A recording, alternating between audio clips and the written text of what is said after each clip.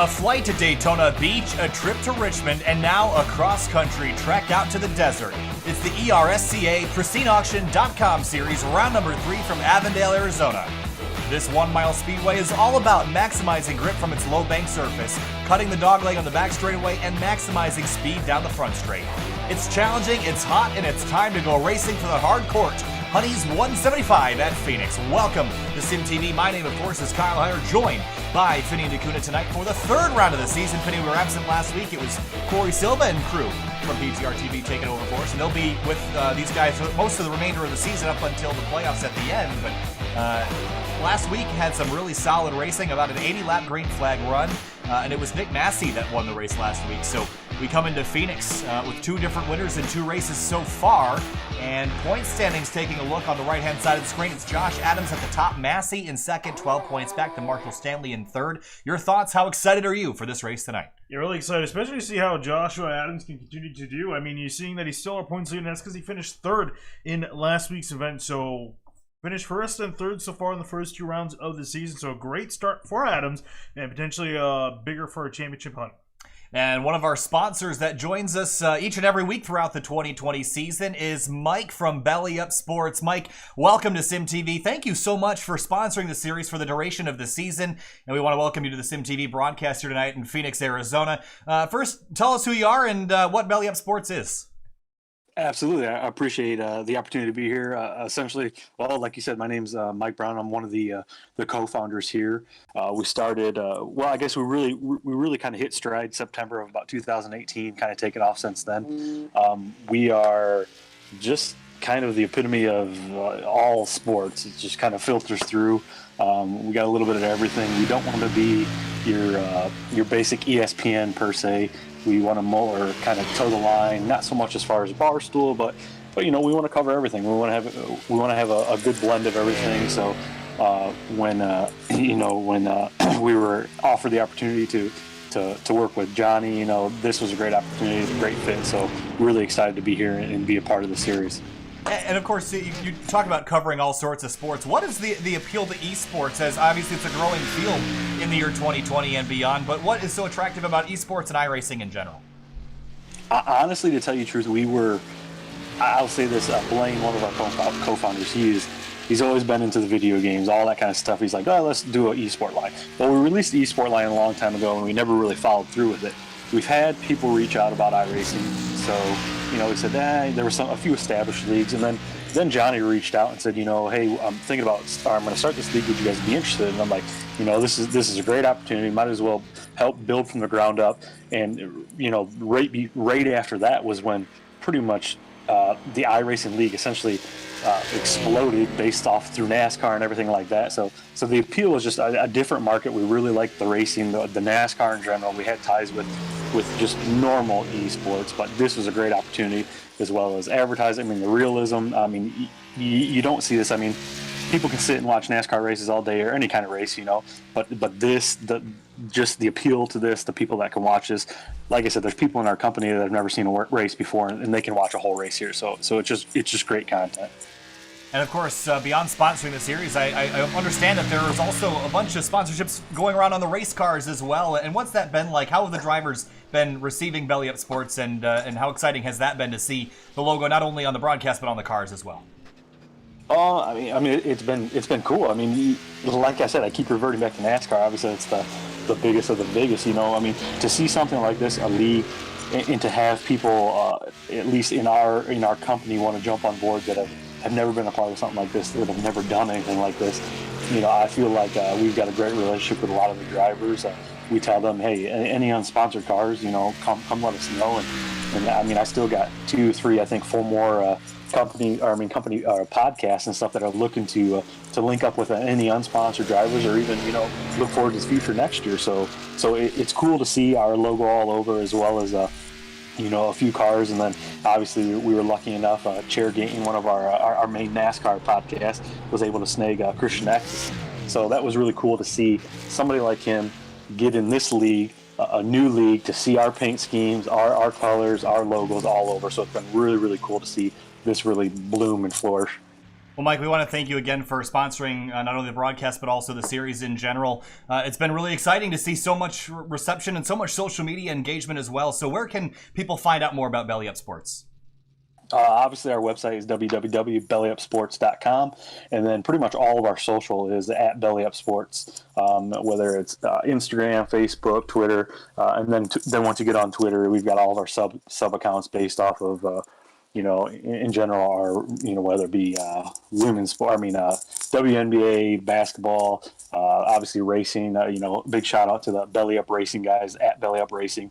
They do a great job. They're really big into supporting all this stuff. But in general, at Belly Up Sports across all social media platforms.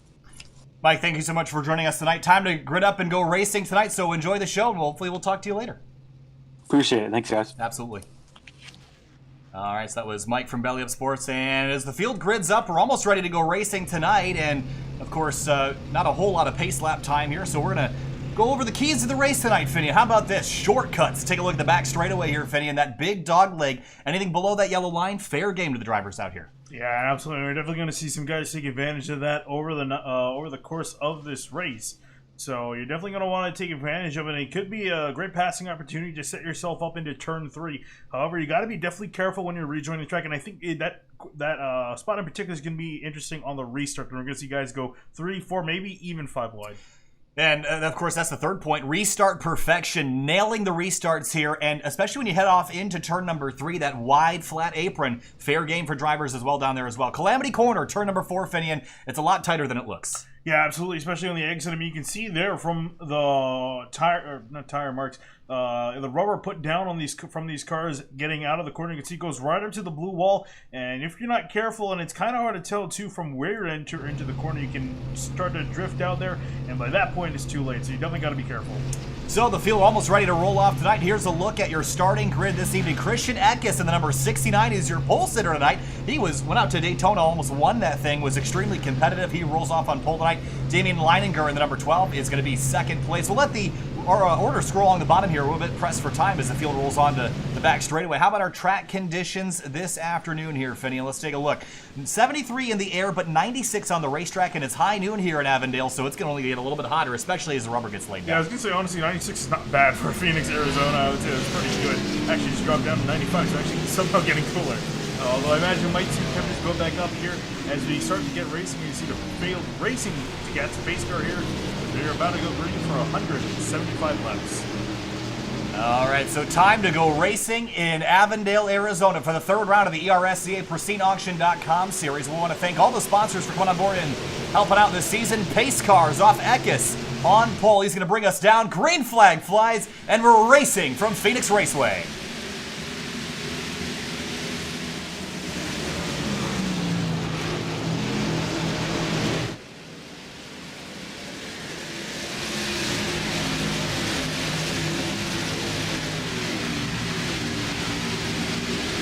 Oh, trouble in the back, contact already, and... Oh, and they're wrecking the 11 around into the wall. Caution going to fly on lap 1. And just like that, as quick as we got going, we're going to have to take a pause. It was Jared Astrop in the number 11 who has got big damage early. We saw them get together as they went through that dogleg. We talked about it, Vinny, and how troublesome that would probably be. And here's a look from up above, and we'll get a better idea of exactly how this happened. He was also having some internet problems, but was it teammates that got together? Oh, no, maybe it was the 87, Sean Dice. And that's where it started in the 3-car. Patton got involved. He just got ping-ponged around. He got hit by 3 different cars on the back straightaway. Came back up onto the track, and just like a ping-pong ball, the 3-car also got some damage in that. But lap 1, caution 1 here for the ERSCA PristineAuction.com series, round number 4 of the season. Istrop is down in pit lane. Pretty heavy damage, but for Christian Eckes, he got out in front and still holds the lead over Leininger and last week's winner, Nick Masse. So some momentum for the 48 this week. He's 12 points back in the point standings to Josh Adams, who's, I believe, in the 95 car. Yep, 95 is currently 15th. So as it stands, Masse would walk out here close to, if not the points leader. So a lot on the line tonight to get that points lead away as we enter our third round. Yeah, I'm just kind of looking through the order trying to see who can kind of shake it up. But yeah, try to look actually where Josh Adams is. P15, or he was P15. Oh yeah, he's dropped below. He's coming to the pits, so he's going to be in the back. But Obviously, Ray's still young, 30 of 175, so a long way to go. Got a lot of time before Adams gets in front. Again, this race is brought to you by Hardcore Honeys and other podcasts coming on board to sponsor the series this season. So you can find out more via all the links in the video description. And so you roll through this. When you get green flag racing and you immediately get pause on the first lap, it does a lot to your strategy, doesn't it? It makes you kind of rethink the starts of these things, especially if you're at the back. You saw what just happened. You don't want to repeat. And tonight's race isn't necessarily a short one. 175 laps, 177.2 miles. This race will be about an hour and 20 minutes if it goes green. This is not a short race by any stretch of the imagination, so it's going to be interesting to see how it all plays out. Yeah, decently long race to get ready here to go back green for the restart, because we're going to double file back up. Really curious to see out of this front group who's going to be the one that dominates. It might actually be the 69 of Christian Eckes, but you never know with these things. With Leininger or Masse, you could put up a fight. So I have to remember, because it's been a while since this happened, but I think that Eckes ran the ISM Speedway truck race last fall for Kyle Busch Motorsports, and if I recall, he did pretty well there. Again, it's been a while, so your opinion is going to research that when we get back rolling. But Eckes has experience here in the real world. And of course, he is the reigning ARCA Series champion, so he knows how to get a race car around a racetrack and currently leads this race. Leininger in the number 12 to the outside. Both these drivers led laps and led a bunch of them in the race at Daytona a few weeks ago. So coming back to the restart, and we're still 27 cars strong. The retirement for the number 11 already in the books. Green flag back in the air, lap number 5 here from Phoenix.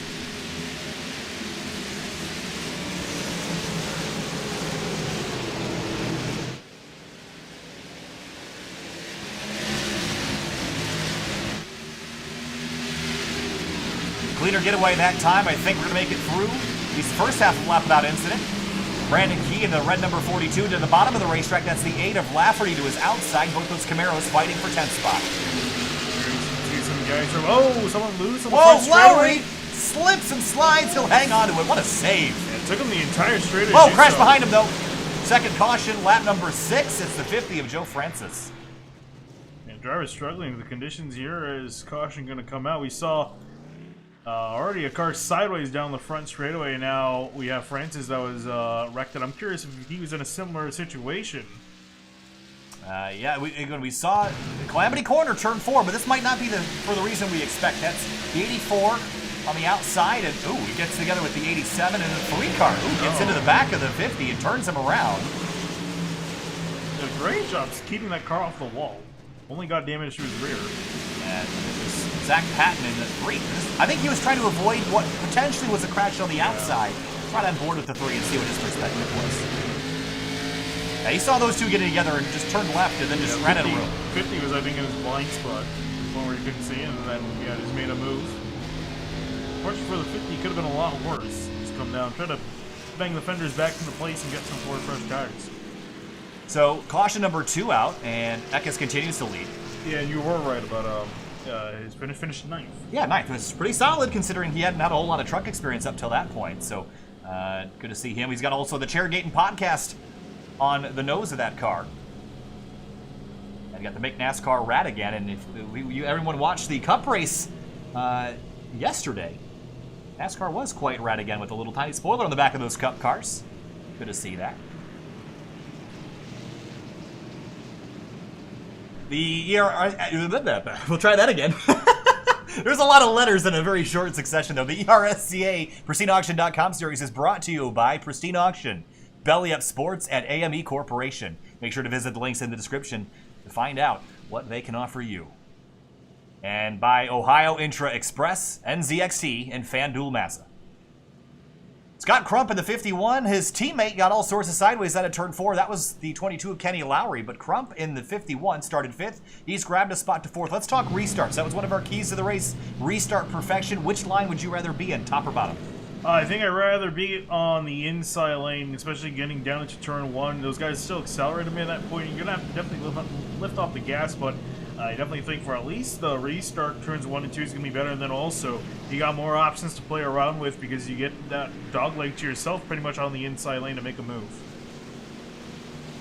So 1 to green, lights are off, and the pace car will double up again. Another teammate, Kyle Lowry in the 2. And different colors between Kyle and Kenny this week, which is good because at Daytona they were sharing very similar colors. And of course, red, green, and I believe blue is the Kenny Lowry machine. And Lowry, other Lowry, is back in 13th place, so here he is.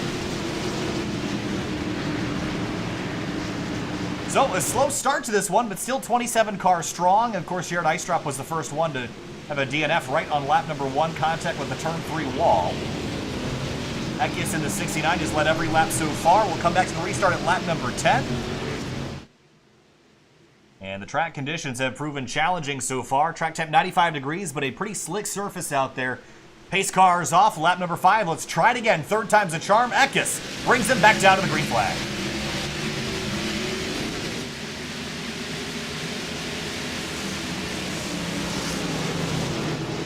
Masse drove in hard into turn 1 and managed to clear Scott Crump before he got there. Here's Damian Leininger crossing over and under the 69. Going to go for the lead down into turn 3. And see if he can try to be alongside Eckes down into turn 3. He's definitely going to try. Eckes going to try to roll the top lane. And we're going to see really which lane is better between these drivers. Drag race out of turn 4. Slip and slide the 12 from the lead. He's going to hang on to it, but there's more trouble behind in our third caution of the night. And this time, again, the 3 car. He's been involved in all 3 cautions so far. This has gone from bad to worse for the 3 of Zach Patton. Don't see a whole lot of damage from that car, so it looks like he might have just had a spin. The 10. There's already a car spun around. There's Joshua Neal in the 7. He was already sideways mid-pack and got clobbered by the 21. And here's a look at how this all started. But did he have help? Oh, the 86.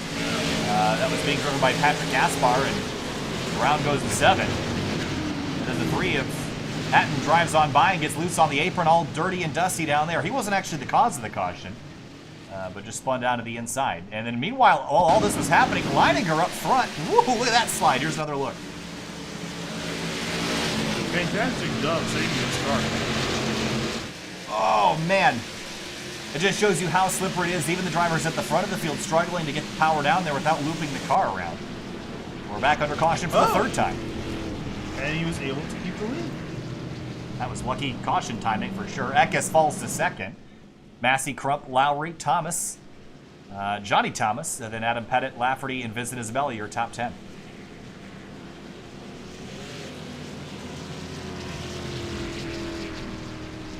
So think back to Daytona. The drivers that were up at the front there. The 69 was up there, so was Liam Sheen, and Leininger also had a couple laps led throughout the race. Scott Crump in the 51 was up and led some laps, so was Kyle Lowry. You think 2 totally different racetracks between Daytona and Phoenix, but it still seems like we're seeing similar faces up front. And of course, Masse in that blue and orange 48, he won last week. Is there anybody that's not in this group that we could expect to maybe have a chance to win this thing tonight? Honestly, just kind of looking through it. I don't know. I kind of looking through, just kind of cruising the names. It pretty much looks like we got all the guys that we would expect to more or less be up here. Maybe Dylan Thomas in the 03. Of course, Josh Adams back in 16th place, taking his time tonight in the Protect Camaro. Of course, Protect, another sponsor of the series as well, and that 95 is a good-looking race car. I love the livery on that thing. And Adams trying to slowly move his way up to the front, pit under the first caution, went back all the way to, I think, around 25th, 24th, currently up in the 16th. 24th was the answer to that question. He's had quite the day so far. Up front, Eckes going to be on the outside lane. He is not the control car this time around. We'll see if he can wrestle the lead away from Leininger, like Leininger did on the last restart by diving underneath the dog leg onto the back straightaway. Pace car is going to peel off again, and maybe 4th time's the charm this time around. And waiting for the green flag to drop. There it is, and the 12 car fires off again.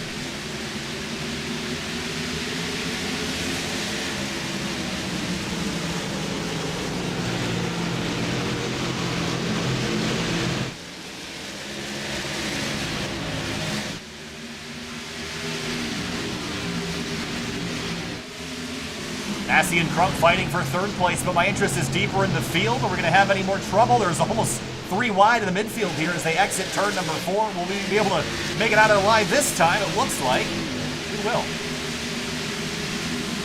official lap. One still guys side by side, especially up to the front. It's 51 and the 48 going at it for third place. Crump defending on the outside.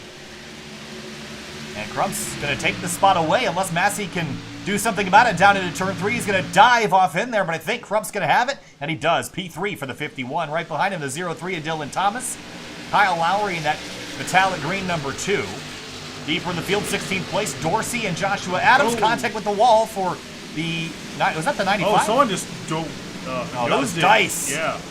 Big crash on the front straightaway for the 87, and our 4th caution of the night is out. He just got loose off of turn 4, went straight into the wall, nose first. The Floridian in the 87, Sean Dice. Damage for him early.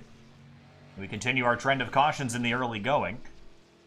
And again, Calamity Corner, we talked about it, how tricky is turn 4 going to be. He drove up to the rear of the 25, and out of turn 4 just got a little loose. That's all it took, and slammed that inside wall.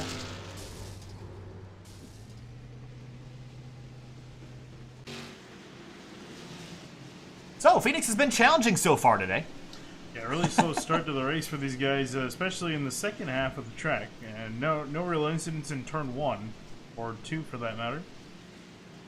We just had the one accident off into turn 3 on the initial lap, but since then it's been all crashes in turn 4.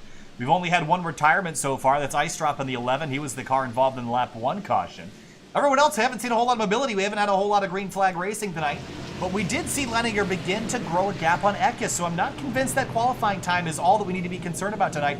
At least the short run car for the 12 looks to be a bit better than Eckes at the moment. So, how about back? I spot a blue number 88, Vincent Isabella, and they were charging to the front. These teammates, the 88, they were charging forward at the end of the Daytona race, ended up getting caught up in an accident towards the end, but again, beautiful liveries on these cars, and Isabella is currently in 8th after starting in 13th, so +5 for him so far. Yeah, let's see if he can continue that movement up the order. It's going to be tough with these short runs, so I think he's going to be banking on getting a green run here to try to move himself further up past Johnny Thomas, Lowry, and the other Thomas, Dylan Thomas. A lot of Lowrys, a lot of Thomases in this, and this is what I regret only having the last names on the ticker, especially when the Lowrys are running the number 2 and the number 22. That's confusing, but... All right. Well, so a slow start.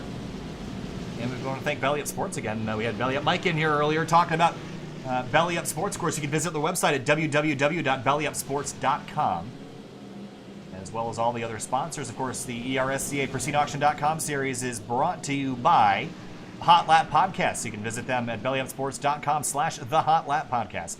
Colonial Metal Products, colonialmetalproducts.com, and Butt Kicker, as well as Days Gone By and Protect. Of course, Josh Adams in the 95 has that Protect logo on the hood of that car. We just mentioned one of the previous caution. This sponsorship came about after Daytona, so Protect came on board after he saw Joshua's performance out there and said, we want to be on your car, and here we are. Coming back to the green here, it's really interested in seeing the battle between this 12 and the 69. I haven't had enough time to really see it brew between both of them. We saw the 12 take the lead away. I'm really curious if Eckes has enough to take it back from Leininger. Going back to our keys of the race, Vinny, and these 3 things. I think we nailed the keys of the race today. Yeah, pretty much, especially number 2 here, and even number 3 for that matter. And we'll see here, Calamity Corner will strike again on this restart. Out of turn number 4, it's the 12 of Leininger in command of the field. We're right on board with the rear. Green flag back in the air.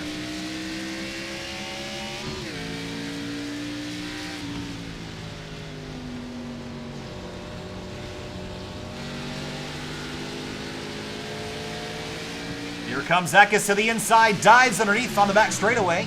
We'll see if you can have a car alongside as they head off into turn 3. Big dive on the brakes for the 12 and for the 69. This is some deja vu. They were exactly like this before in opposite positions.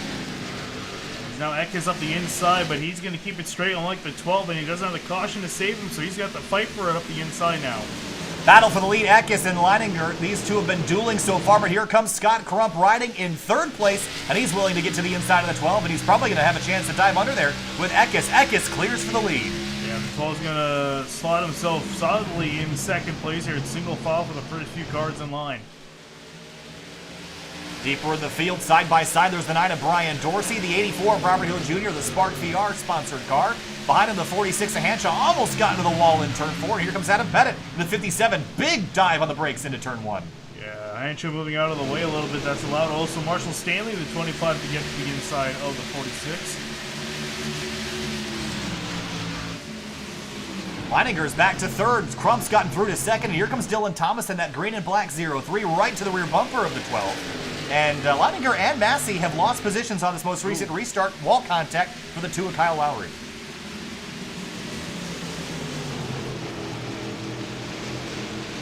Here to see if Thomas has got anything for Leininger. Also out of the grooves, the 42 of Brandon Key. Now he's under attack from a few cars. There's the 95 of Adams all the way on the bottom of the racetrack. He's going to grab 2 or 3 spots in one go. And he's up to 14th on that pass. Top dozen or so are all single filed out. And then behind him, it's the 9 and the 42 that are battling for 15th spot right now, side by side. Looks like Dorsey's going to get it over Brandon Key out of turn 2. And now here also comes 57 right behind him, trying to take the spot from Brandon Key. Yeah, he started 8th. He's all the way down to 17th, so he has not been going the right direction. That Heisingfeld-sponsored 57 car. And behind there's the 25 of Marshall Stanley, who, take a look at the points, Finney, and he is 3rd in points, 24 back from the lead. But certainly not a great qualifying effort tonight. He's got a lot of work to do, but a lot of time left to move up the order.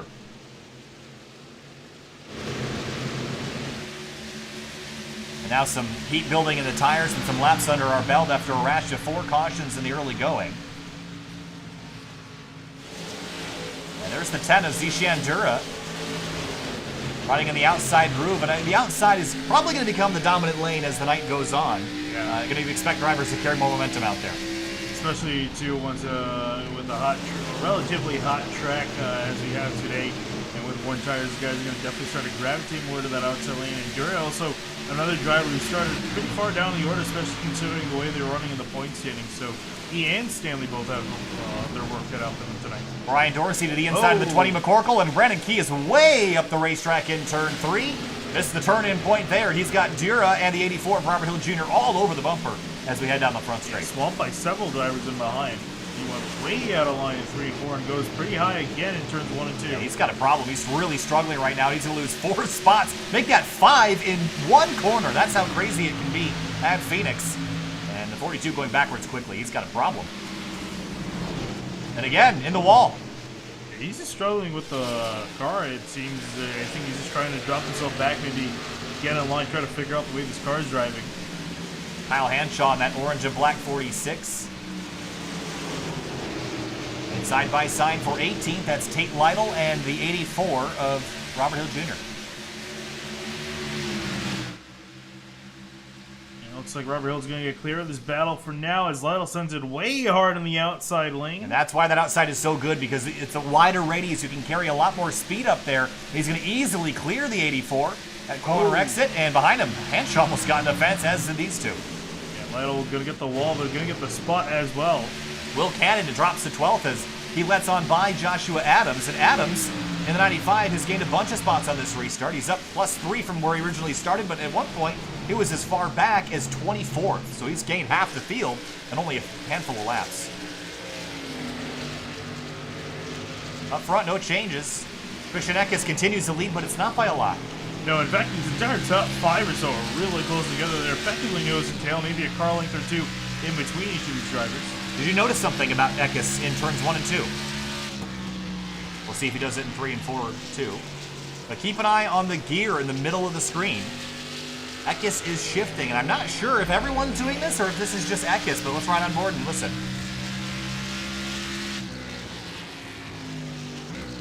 Yeah, down to 3rd. See some of the other drivers that are doing it.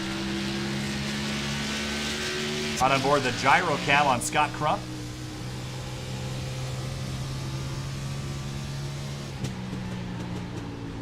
Off into turn 3. Eckes sliding up the racetrack just a bit. So obviously 3 and 4 are clearly 4th gear. Yeah. But now when we get down to the other end of the racetrack, tighter corner, you're down to about 80 to 90 miles an hour. Let's listen. No shift for Crum. Let's see Leininger if he's doing it. 4th gear as well. So Eckes has the lead, and I'm just wondering if the shifting is what got him there. Yeah, no, you definitely can do it, although it's a bit risky, especially with the high RPMs. But I imagine, a guy like that. Yeah, I feel like if anybody can pull it off, Eckes can pull it off. Yeah, so he should have this under control here. It hasn't entirely been able to pull away from Crump, but again, this run's still pretty young. We'll see as the tires start to wear out if that 69 can pull away. Richard Lafferty gets passed by Joshua Adams, and he is on a mission right now. +5 on the restart. And now chasing down Vincent Isabella for the 9th spot in that Protect Camaro.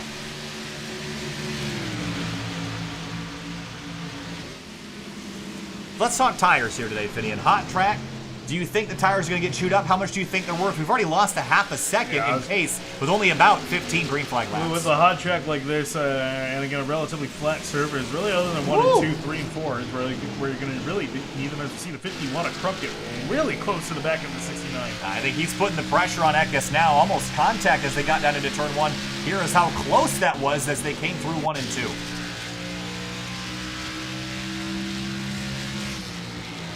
Right up to the rear. I don't think they made contact, but was within probably 6 inches. It was really close to doing so. He's going to be a little bit further back this time heading into 1, but I think the 51 of Crump letting know that Eckes that he's there.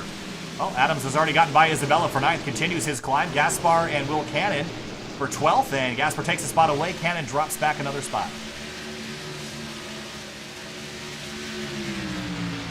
And moving back up, also right behind Thomas and Nick Masse starting to go at it. Yeah, Masse, again, won last week's race at Richmond, so we know he's good at short tracks, but Phoenix is one of those tracks that's a speedway that races like a short track. And what do I mean when I say that? Yeah, I mean, obviously the track is about a mile or pretty much a mile. Yeah. So as far as its official classification, it's considered a speedway, but the corners as tight as they are, and especially as flat as they are, compared to some other speedways across the country, it pretty much drives like a typical short track would. Now, a lot of braking here, as you mentioned, not a lot of banking, so you head off into the corners and you're leaning on those brakes, and that kind of makes it drive like a short track, as I mentioned. So, for second place, Crump and Leininger continue to battle, but Eckes is not getting anywhere, and they continue to fight 1, 2, 3. Thomas Masse 4th and 5th. Then it's the Lowrys, Kyle and Kenny 6th and 7th. Then Johnny Thomas, Joshua Adams, and Vincent Isabella rounding out the rest of your top 10. Will Cannon continues to drop backwards, and here comes the 57 of Pettit to the inside. I kind of might throw this up here. I haven't entirely been looking at the 0-8 across his run, but might have used up his stuff a little bit too early and is kind of starting to pay the price. He's been slowly trickling down the order after being passed by a number of cars, and is still under attack now. He's got the 9 of Brian Dorsey in behind him. Dorsey with a beautiful matte black car.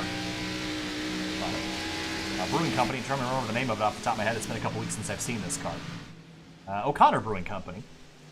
And I really like that kind of that tealish green and the matte black. It's a great looking car. And Tate Lytle in behind. That's the Days Gone By Vintage Racing Apparel car. And Days Gone By, another sponsor of the PristineAuction.com series. If you're interested in vintage racing apparel, you can check out the link in the video description below. And it's a very popular thing to see around. Everyone's always got those rose-tinted glasses, how things used to be. Sometimes they're right. Hanshaw and Robert Hill Jr. fighting for 20th spot. And I got to say, I think for both these drivers, this is kind of a disappointing run so far. Yeah, they haven't really been able to move anywhere, and pretty much have been stuck almost entirely outside the top 20. You see who Hanshaw gets a piece of the wall now. Brandon Keys is starting to attack him.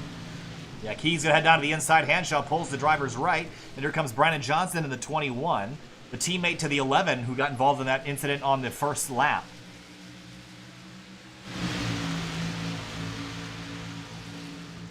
John's going to have a look up the inside of Hanshaw going into turn 3, going to just slide up in front of him and clear him for a position. We'll have that spot. Joe Francis sees an opening, but wasn't quite able to get the car in there before it shut. Meanwhile, these laps are starting to take off relatively quickly now that we got some green flag laps under our belt and everyone's kind of got the racetrack figured out. Let's talk green flag pit stops here, Finian. I mean, 4 tires is going to be the call all night long. Would anyone try 2 in a late race scenario? Depending on where the caution falls, yeah, I think, at some point you're going to definitely want to get that track position. More so for the guys maybe around, 10th, 11th, 12th place. So come down, get some 2 tires, put yourself further up the order, and, try to hang on there. But it's a tough call to make. We'll have to see, it's all very situational, that call. Zach Patton in the number 3 Camaro is involved in all 3 of the 4 cautions so far tonight. None of them really his fault. We've got the busting with the boys number 3 on the car tonight. Now, I also really dig this scheme because of the way the livery has the number kind of incorporated in it. It's a great looking car as well. Hey, there's some really strong paint schemes throughout this field, and I think this is probably one of the better leagues I've seen really execute this. Speaking of paint schemes, you're talking about the 95 paint scheme. It's looked pretty good earlier, and I think it's looking even better up in 8th place. Now trying to attack for 7th. He is flying right now. One of the quickest cars on the racetrack. Last time by was only 3 thousandths off of the leader and was one of the fastest cars inside the top 10. So he is coming and coming fast at a big slip. He is the points leader coming into the night. So we're not underestimating him. We know how good he is. We're just waiting for him to make these moves. Yeah, especially too. I'm not too surprised he's the fastest car. Should have the freshest tires out of anyone really inside the top 10 at the moment. In fact, he's the only driver to come down a pit road inside the top 10. Yeah, he's only had 26 laps on his tires versus 44. Of course, the first 13 or 14 laps were mostly under caution, but the heat cycles certainly matter. And for Adams, it's certainly helping him climb forward. And when you consider where he started the night, I think he needed to kind of play some strategy to get some track position. And definitely starting to help out here as he's attacking the Lowrys. Cal and Kenny Lowry as Cal goes way high out of the order, and now he's under attack. 3 wide, almost 3 wide here as Kenny goes on by Kyle, and on goes through the 95 of Josh Adams, taking a spot away from the 2. And through goes. Ooh, he's going to try to sneak underneath the 22 on corner exit as well. Battling teammates is never an easy task. A little bit easier on a short track versus a place like a plate track. We've seen that play out in the Coca-Cola of Kokomo Elite Series quite a few times. But you're going to try to sneak under on corner exit, and you're going to exit turn 2, head down the back straight, use that cut course. Yeah, definitely going to use the dogleg as everyone's been traveling down there. And now going to play it into 3 a little bit hard for the 95, but going to keep that car glued to that yellow line. And should be able to beat the 22 on exit here. And he's just going to clear him as we exit the corner. He's going to try to come back on the inside, but I just don't think he's got the tire to do it with the 95 on fresh ones and everyone else on tires from the drop of the green flag. Yeah, there's a little bit of a gap you can see from the 95 of Adams up to pretty much the rest of the leaders. That top 5, there's those 5 cars heading into turn 3. That's the interesting thing, too. I'm amazed that these leaders have not separated out more. I mean, the biggest gap really between 2nd and 3rd is about 8/10 between Crump and Leininger. But still relatively close together. I mean, they're all in the same shot still. Yeah, Eckes has been dominating this race so far. He has led 38 of our 48 laps. Got some apron down to turn 1. It looks like he's going to pay the price for that. He's got to throw a block on the 51 of Crump. Oh, boy. Got really racy there on the back straightaway, didn't it? Crump's going to drive off into turn 3. Maybe didn't appreciate that. Yeah. And maybe will be willing to lean on the 69 here. Yeah, I think you can see Crump trying to set up the exit of 4 now to get a run on the 69 as Eckes made a mistake hitting that apron in between turn 1 and 2. And that could really cost you a lot of time, as we saw there. And some lap traffic up the road as well. That's Sean Dice in the 87, who was involved in the 3rd caution of the night. And behind, here comes Dylan Thomas on Leininger for 3rd. They're going to have a look down into turn 3. Got Nick Massey waiting in the wings trying to eye up these 2. And Leininger goes way up high in turns 3 and 4. Here comes Thomas back to the inside with a run. And not quite going to be able to clear, but he's going to use Dice as a pick. And he's going to leave him space 3 wide with the lap car down into turn 1. Massey closes up. He sees an opportunity with these 2 running side by side. Shell entry for the 0-3 of Dylan Thomas is going to win that battle. It seems over the 12 of Leininger. Here comes Nick Massey up the inside, but Leininger with a great run off the corner is going to clear. Drives off into turn 3, and they're now single file, nose to tail. Meanwhile, up front, Eckes is starting to sweat with Crump right behind him. A big slide onto turn 4 for the 69. He's going to enter pretty shallowly into turn 1, and now here comes 51 of Crump, going to have a better line. And he's starting to put some pressure on. Out of turn 2, and Eckes continues to shift, and that's helping him slightly, even with his mistakes in turns 1 and 2. He's able to get that engine in the right torque band to pull the car out of the corner a lot stronger than the 51 is, because he's kind of bogging at corner exit. However, the 51 is getting a lot better run through the center of the corner in 1 and 2. Maybe not quite as good as the 69 in 3 and 4, though. Crump going to slip back just a little bit, but still the pressure mounting on the 69 Eckes. These 2 kind of separate from the rest of the field. Yeah, they've got 0.8 of a second on Dylan Thomas, but Thomas last time by was the quickest of the front 3 and the quickest driver inside the top 10. He just ran a 29.045, which is a 0.7 off his best, but full 0.2 quicker than Crump and a 1.5 quicker than Eckes.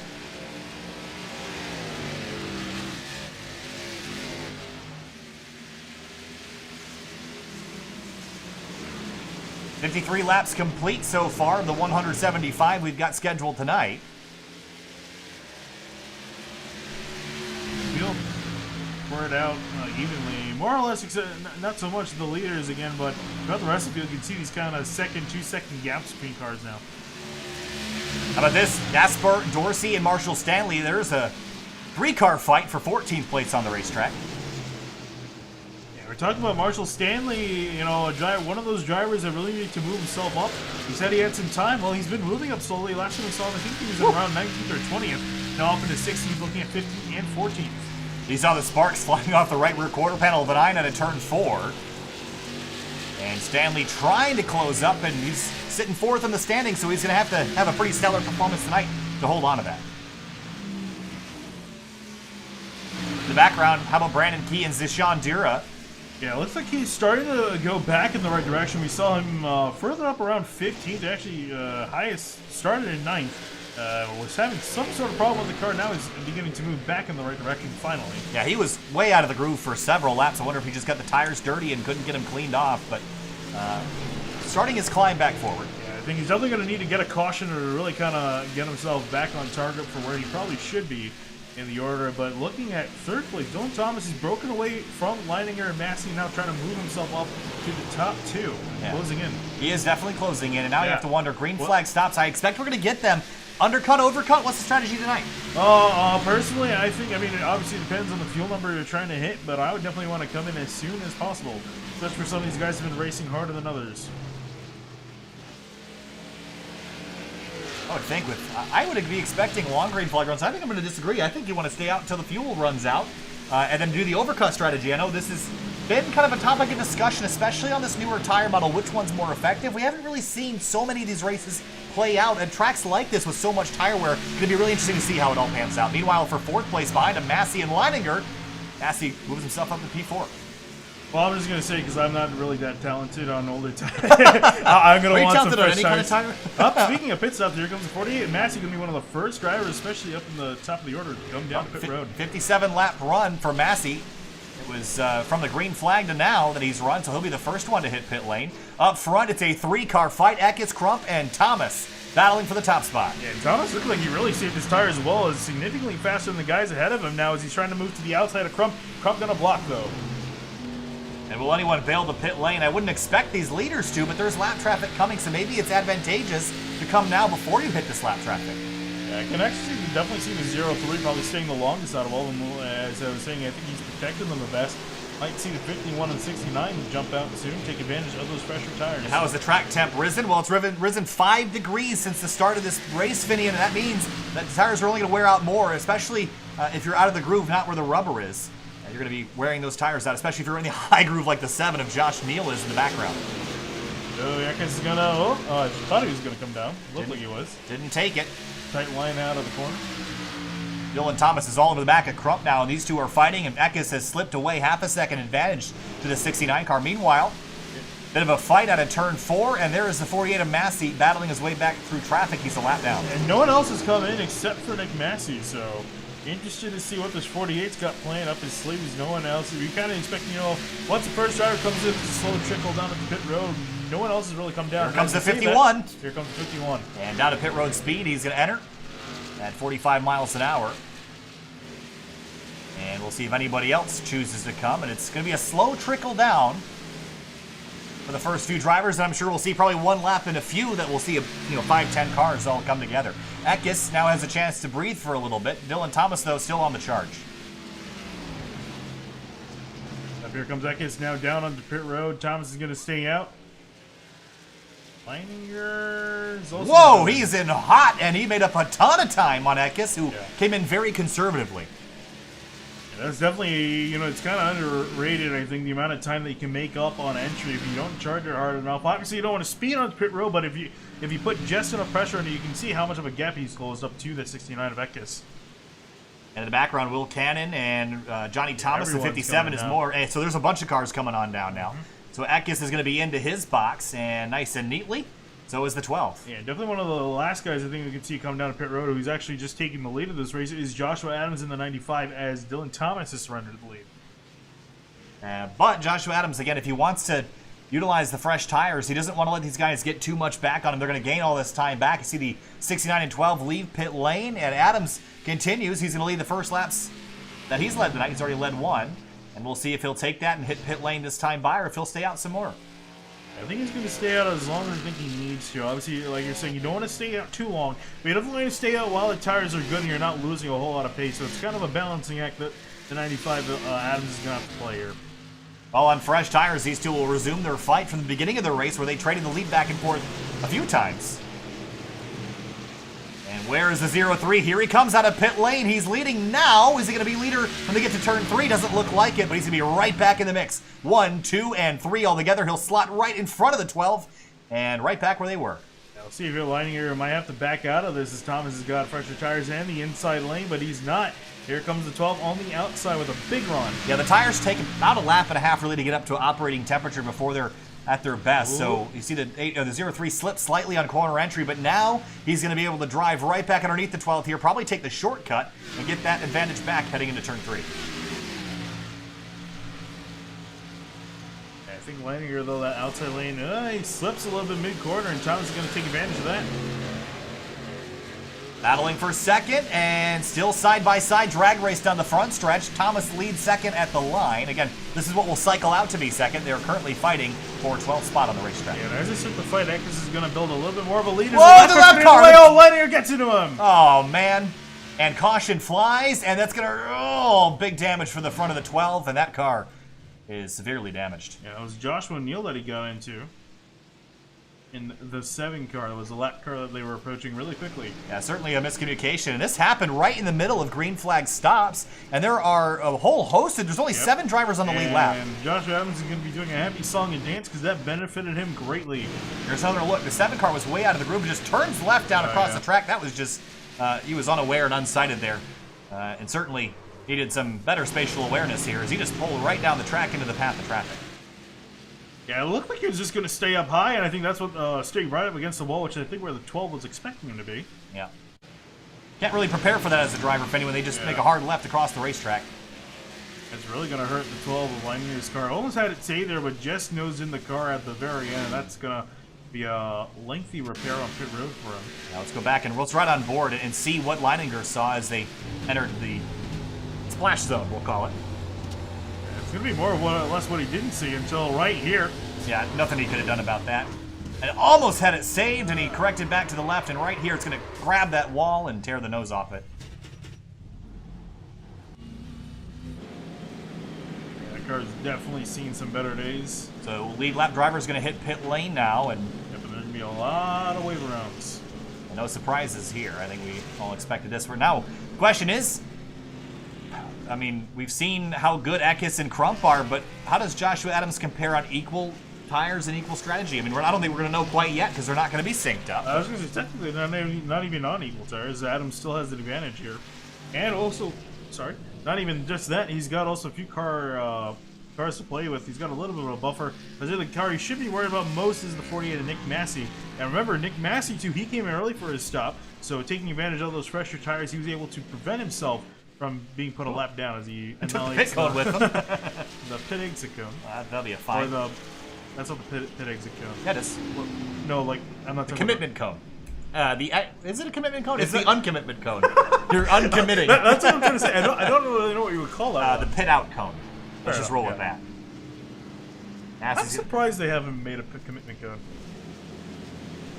The line matters, and there's a place you're supposed to go, but they don't mark that. I'm pretty sure the line is just where the pit road speed starts.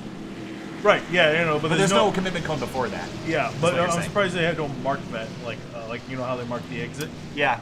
So. Yeah, you're right. I don't know. I think a lot of places it coincides with the start of a wall of some sort. So. Usually, yeah. So far, 69 laps complete, and the leader is Joshua Adams in the 95. Then it's Gaspar Lytle, Robert Hill Jr., Brandon Johnson in the 21, Zach Patton, Nick Masse, Kyle Hanshaw, Crump, and Christian Eckes, your top 10. We've had a total of 5 cautions so far, the first 4 of which happened in the first 15 laps. You're watching Sim TV. Again, my name is Kyle Heyer, joined by Finney and DeCuna tonight. And make sure you can visit us at simtvbroadcasting.com if you want to learn more about us or what else is on our schedule.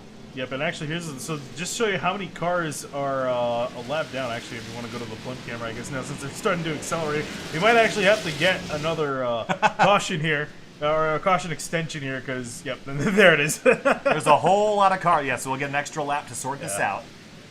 It looks like they're racing under green flag conditions right now because there were 21 cars getting a wave around here. And now finally the leader is cycled back out to be right in behind the pace car. Very lonely up front with the lead lap cars. And meanwhile, out of turn 4. And there is the wave rounds.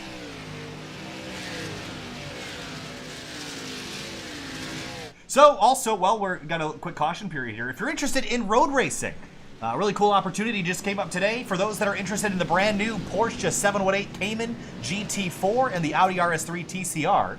SimTV is sanctioning a Wednesday night series for 8 weeks between March 25th and July 1st that will use those 2 cars in a multi-class sprint race format. 2 races each night starting at 8:30 p.m.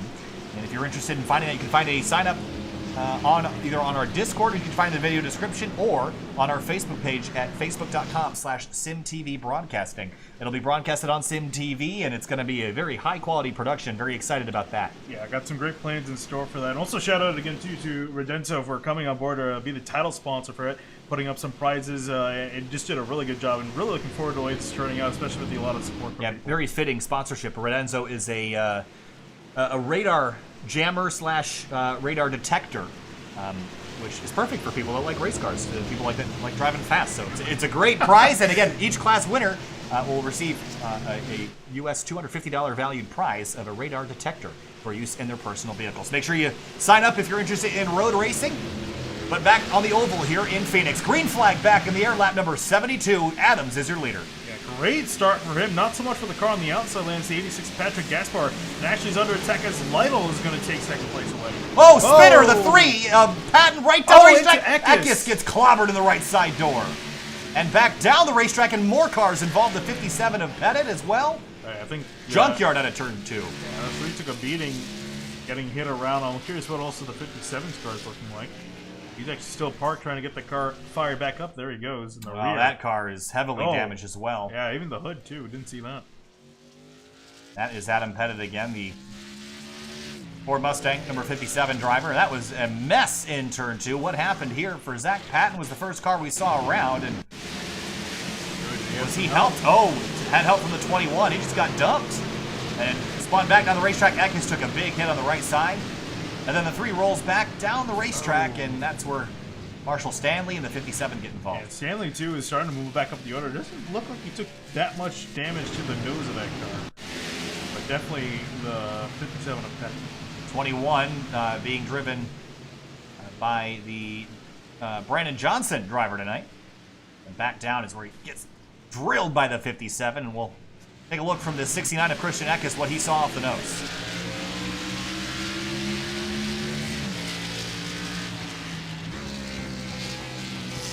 He sees his car spinning, he sees it make a hard left, try to get by it, and I'm not sure that he's got a ton of damage, but... Yeah, I would be worried, though, especially on the replay, too. It looked like he got a decent lick to the right front, especially damage to the suspension on that right front, so we'll see how bad it is for the 69. I'm sure he's gone down to pit road to kind of investigate how bad it is. What I'm curious about is if the steering's straight, because if the steering's straight, you got a chance. But let's see how long he sits here on pit lane. I think this is the ultimate question. He's led 51 of our 74 laps today, and he sits on pit lane with damage at lap 74. Yeah, you know, the fact that he's sitting there for quite a while is telling me it's pretty not good, I guess, is the best way to say that. Yeah, and again, the heartbreak after Daytona, led so many laps there, was so competitive. And he gets rolling with a pit stop of 38 seconds, but the question is that only to keep himself on the lead lap, or how damaged is he?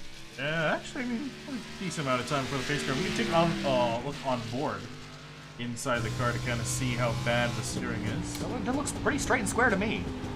It's kind of understeering a bit. Well, let's see what it's like on the straightaway. It's the ultimate question. Maybe, I'm not sure how he's got his steering offset, but it looks like it's maybe a little bit to the left, but could be worse. See if he comes back down as he catches back to the field. So this time by, it'll be 100 laps to go. We've completed 75. It's been a little while since we took the green here, so this race, the progress has been relatively slow so far. We've had a total of 6 cautions in the first 75 laps, 4 of which were before lap 15. It's kind of interesting too, because you know, once we get past the restart, really, we're pretty much fine. It's within the first 5 laps of the restart, I think, is the kind of the hard part to get through with the tires being. Yeah. Again, restart perfection, Calamity Corner, and shortcuts. All 3 of these keys to the race have been one of the keys to pay attention to tonight.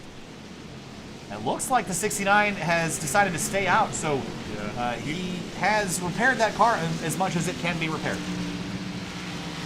He might have a bit more, but I guess he figured, you know, stay out here, see how bad it is. If he needs to, he can repair it more. I really am curious how far, if he can bring that car back up the order with the damage. We're 75 miles into the 175 mile event tonight, brought to you by Hardcourt Honeys. Restart will be 99 laps to go. Adams is in command of this race. He has led 14 laps tonight after starting back in 14th position.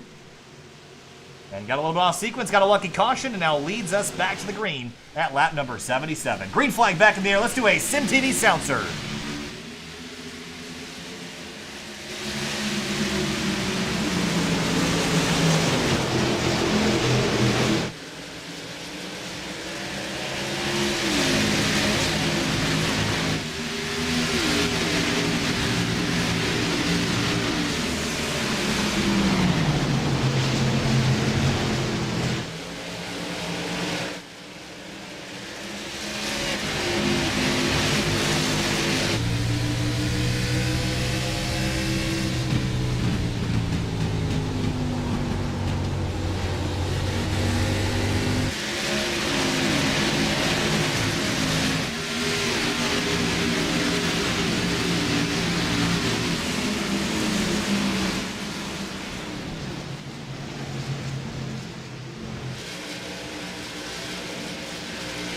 Josh Adams has held the lead on the restart. It's Tate Lytle who's in second place now. Hornet's Nest behind him, though, side by side into turn 1. That's Crump on the bottom, and Brennan Johnson on the high side in the 21.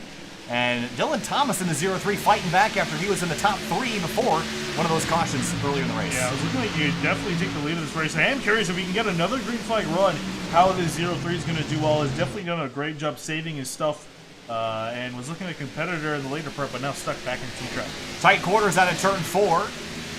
That's the 88 of Vincent Isabel, the Mobile 1 Mustang to the inside of Kenny Lowry in the 22. Whoa. Supra there is Kyle Hanshaw in the 46, as high as he's been running tonight after starting in 25th. Well, some contact between the 46 and the 22, and still side by side down for some of these guys heading towards turn 3, rows of 2. Here's trying to get every inch of racetrack that you can, especially out of turn 4. It's so hard to carry any speed here if you can't track out. You see the 21 get into the wall. And almost looking 3 wide as the 22 took evasive action. Here comes Johnny Thomas on the outside in the 83. Easy, boys. Easy. Oh, the 22 gets tapped by the 21. He's going to get almost good spun save. to the inside. Great save by the 22. Kenny Lowry will save it. Back up on the racetrack right in front of Marshall Stanley. And Stanley will lift and give him a spot back in line. Johnny Thomas to the outside of the 21 in turn 4. Oh, Johnson sideways out of turn 4. Can he save it? Going to hit the inside wall, bring the car to a stop, and caution out. And stops on the racetrack, brings out our 7th caution of the night, lap number 82. And gets back rolling. And Johnson at fault for the last crash down in turn number 1. Let's see what led to this accident. Again, this is Calamity Corner, as we've seen so many times tonight. Just tries to throttle up, and he's a little bit late in the steering. You can see already the hands were just behind it. He gets into the wall and locks up the brakes. And at least kept it from sliding back across the track into traffic.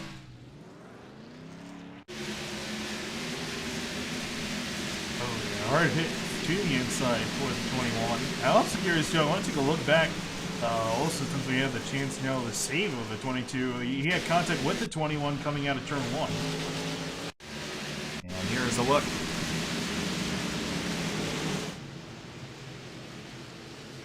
And, oh, it kind of caught the right front tire in a very weird spot. Kind of pinged him off sideways. Yeah, Kenny Lowry doing a great job saving that machine.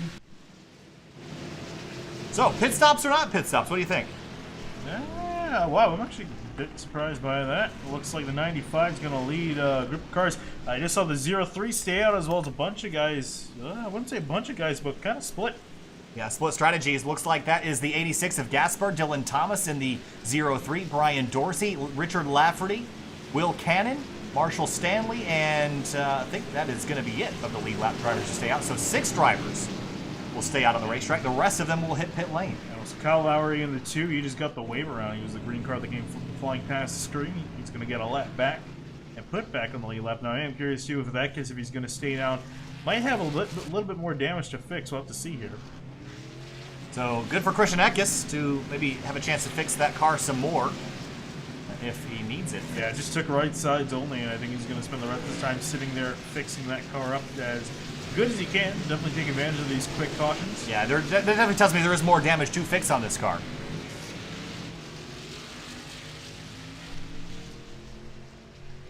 And lap 84 of 175.9. There's got to be a lot of damage on the 69. I'm not sure that he'll be able to get this car back in winning form tonight. No, but certainly giving it an effort. It's definitely going to be a salvage operation for the 69. I think honestly the way he's been running, and especially with some of these more guys in the field having some damage, I think he might have a decent enough car to finish in the top 15. I'm curious if he can get inside the top 10. I think that'll be a really solid finish, all things considered, for the 69, considering his pace early on. Onto the back straightaway now, and you see the 69 and 20 getting their cars back up to speed to catch the tail of the field. Yeah, I'm really curious to see what the 03 Dylan Thomas can do. I think he's probably one of the best guys that seems to be out there on older tires. And conditions this afternoon, track temp has fallen back down to 94 degrees here, Finian, but the almighty cactus in the center of the racetrack is very fitting for the desert area we are in. I do hope that whenever they do redo this track, because they kind of have to with the new version of or now Phoenix Raceway, as it got renamed back to, that they redo this specific cactus in a higher resolution. I will be so sad if we find out that this cactus was destroyed in the renovation process. I mean, this is a desert, so I have to imagine there's a couple more to look at. I actually forgot. Oh, yeah, there it is down there on the... Oh, yeah, way at the bottom of your screen, yeah. Bottom center. It's very low. Okay, there's a few... Is there a few more over there on the right side? I don't know if those are by the NASCAR and the Monster logo? Might be. Actually, there's got to be more than one cactus around here. Well, I don't think they render the ones in the mountains. So... Speak for yourself. I guess we might be out. There's just kind of shrubs. Oh, no, there's a few cactuses. Cacti. A few cacti out there. No cacti on the front straight, though. And I would hope not. That was a stupid comment, wasn't it? Coming back to the restart, will be lap number 87. And we, after starting with 27, actually make that 28 cars, we still have 26 of them. Make that 25. Still rolling and competing. Patton is back out. He's 12 laps down with all the damage that he has. Trying to get back up there. Props to him for trying to still continue in this race. 12 laps down. I'll see if he can gain any more spots as the field coming back to green.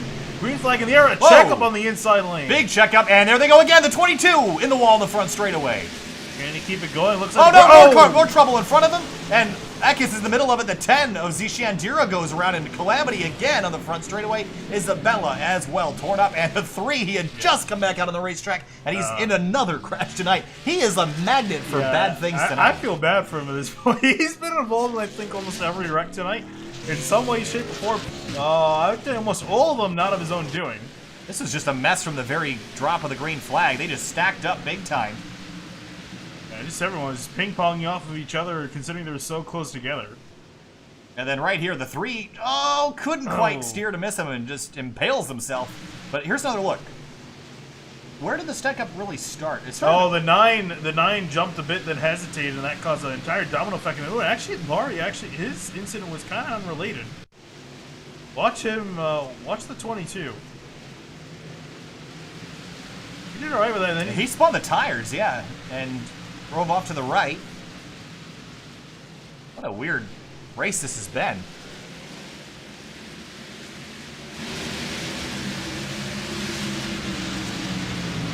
Tana Zishandira gets involved. The 42.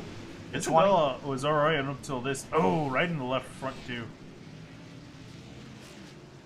And we'll ride on board with the 10 car here and see what he saw.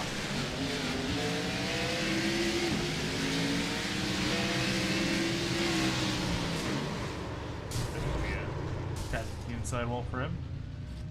Well, that's the wrong direction. The rear camera's supposed to be facing the other direction. And There we go, that's alright. finally got it rolling.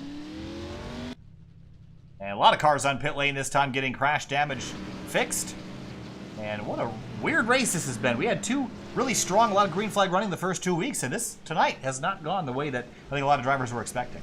No, yeah. I mean, once we have been on the green flag, we stayed green for quite a while. It's these restarts that I think that is really throwing it out for these guys with some loose conditions, and everyone's so close together.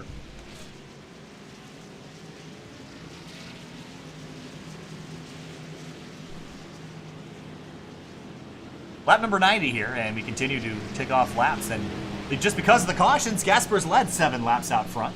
Dylan Thomas is in second place, and this is the car that I'm keeping an eye on just because of his pace earlier in the race and where he is right now. He's second, some damage on the rear, but that really won't matter too much around here. Yeah, no, I think really anything you just got to worry about the front part of the car. The car really just facing the part of the car facing the air. If anything, the spoiler damage might be something to worry about, but considering how small it is in general, you're not really relying on it a whole lot. So majestic. You know, with the improvements that iRacing's made in recent track construction, I really, you know how at Belle Isle they did the photogrammetry to make the fountains? Oh, yeah. What if they did use photogrammetry to make this cactus, and it had all the spikes? Yeah, no, that's what I was hoping for. That would be... More detailed cactuses. Cacti. Thank you. Cactus? Cactus? Oh, that I don't like that. Take a beautiful look around Phoenix Raceway. And again, we're expecting that by the end of the 2020 year, we should have the new version of this with the reconfigured start-finish line. So in the real world, the start-finish line is now really at the left-hand side of your screen, and on the what is now the back straightaway. It's been to the exit of turn 2. So right at the bottom right of your screen is where the start-finish line is now. And you see on the very left-hand side of your screen, that is where the start-finish line is in this version of the racetrack. So we're expecting this whole track to get flip-flopped around at the end of the fall. Hopefully. We hope. From my understanding, the Coca-Cola iRacing series will be heading here to their season finale, and that race will be broadcasted on NBCSN. So it better be there. Yeah. I am kind of glad that sponsorship's kind of forcing them to, you know, redo some of the older stuff. I don't want to go too far in that argument because I know it's going to end up leading. At least you got the new version of Texas. I hate the new version of Texas, but at least it looks nice. This track, more or less, is the same. Yeah, they didn't really. I don't really think they touched any of the banking at all, right? Track surface is exactly the same, minus the pit road area. Right. The surface is all the same. The grandstands got kind of extended around the back. Oh, so they didn't even repave the. They didn't repave the oval level? No. Oh, okay. As you say, remember. So sorry to cut you off. Oh, to yes. single file restarts again, Yes. and this is to kind of keep the calamity from happening again. So this will be a restart lap number 93, and we'll see if the same stack up happens again. Yep, indeed, we'll see here. It's going to be Patrick Gasper. He's arguably going to have a bit more of an advantage here, having everyone lined up single file. We'll see how that'll help him here. Getting ready for the green. Green flag back in the air. Patrick Gaspar in the 86 leads them on down. So here comes 51, a crump to the inside of Masse down into turn 1. Can't quite complete that pass. Josh Adams takes a look to the inside of the 84. That is Robert Hill Jr. who had a slow start tonight, trying to recover and climb his way back forward. And they're going to run door-to-door off into turn 3. Yeah, we haven't seen the 95 up here in a while. We saw him, would have had a better shot, but he came down pit road again. So now with some fresher tires, going to move himself back up. Woo! The 46 got in the fence out of Ford, and here comes the 83 of Johnny Thomas. A little sideways on the brakes trying to get that thing woed up, but he's down and takes the spot away from Hanshaw, puts the 83 into 9th with the Milwaukee Tools Camaro. looks like the single file restart is definitely helping out. So mostly everyone's For still the single lead. file except for this. You see the inside. Dylan Thompson is 0-3, going to take the lead of this race. Going to clear the 86 off at turn 4. Oh, and also don't waste too much time. Look at the 51 immediately to the inside of Gaspar. He couldn't get that car to rotate. They're going to run about a foot apart from each other through turns 1 and 2. And Masse's watching from behind, trying to pick which line to go with. Probably the bottom. Look at the 51 slide up in front of Gaspar in turn 3. I think Gaspar's going to pretty much have to let these three go by, and he knew it. He's going to slot himself right in behind them. He's going to maintain 4th, and now I'm really just seeing this battle between the 0-3, the 51, and the 48. We saw them up in the front early in the race. Singled back out. Josh Adams in 6th place, trying to recover after his drop down the order. But it's Dylan Thomas out in front now. Joe Francis and Kyle Lowry fighting for 11th. Lowry in that bright green number 2 car, and Joe Francis in the orange and white Hobart-sponsored Mustang. Here comes Adams to the inside of Will Cannon down in turn 1 and slots himself in. Caution behind him on the front straight. It's the 12. Lining her around. Trying to see here if anyone else is involved. Can't tell if that car got more damage or not. Already had pretty severe damage to the front. Go and take a look at what happened to the 12 here. Let's see. So it's just a self spin. Now let's take a look. Here it is. It was right in front of Marshall Stanley. I think he's just going to get out of, he's already out of the groove, gets out of 4 and just clobbers the wall, and Marshall Stanley tried to get out of the way and couldn't quite do it. Yeah, gets a piece of the wall. Everyone else Woo! behind does a great job. We see Vincent Isabella. Here's his view.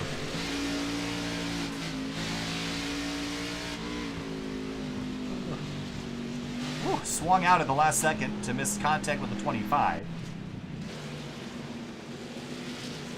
9 cautions so far. We're almost to double digits. Not quite on pace for our record, though, Finney, which I believe is 24? It's pretty high, yeah. It's a very high number. I can actually, we can fact check this now because Yeah, we officially had. It was the Martins. Oh!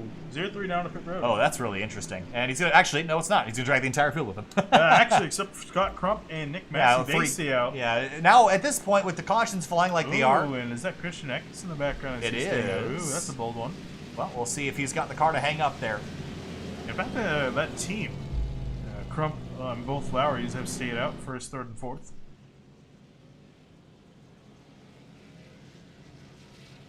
And Eckes will cycle back up to 5th. We're not really sure if Eckes has a car that's capable of hanging up front, but I guess he thinks he does because he decided to stay out. So we're looking back to see what the SimTV caution record is. We're certainly not going to hit it tonight. We're not even close to being on pace for that. 24. 24 is the caution record. That was a bad night. Yeah, it was. So it was a 235 lap race at Martinsville. We spent 125 of those laps under caution. Yeah, brutal. So definitely not going to hit that tonight. I hope we don't. I really hope. No, I don't think it couldn't. Finian. It's possible. I don't it want is possible. I don't want it. You'd have to have pretty severe lapses in talent for that to happen.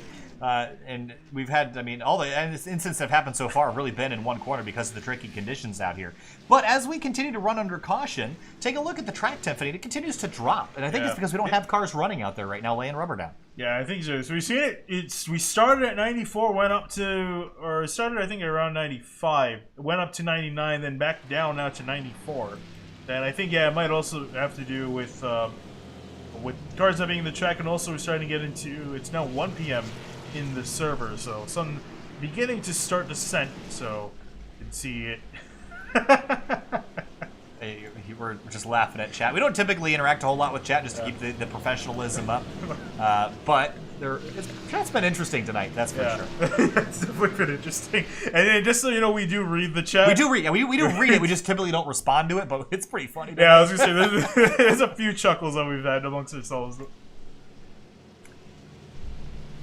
And if you're not subscribed, make sure that. you do. Yeah, change that. There's a big red button, and it looks a whole lot better when it's the same color as the rest of your screen. That would be gray. It really helps us out a lot if you subscribe. There's more than just ERSCA, PristineAuction.com racing here.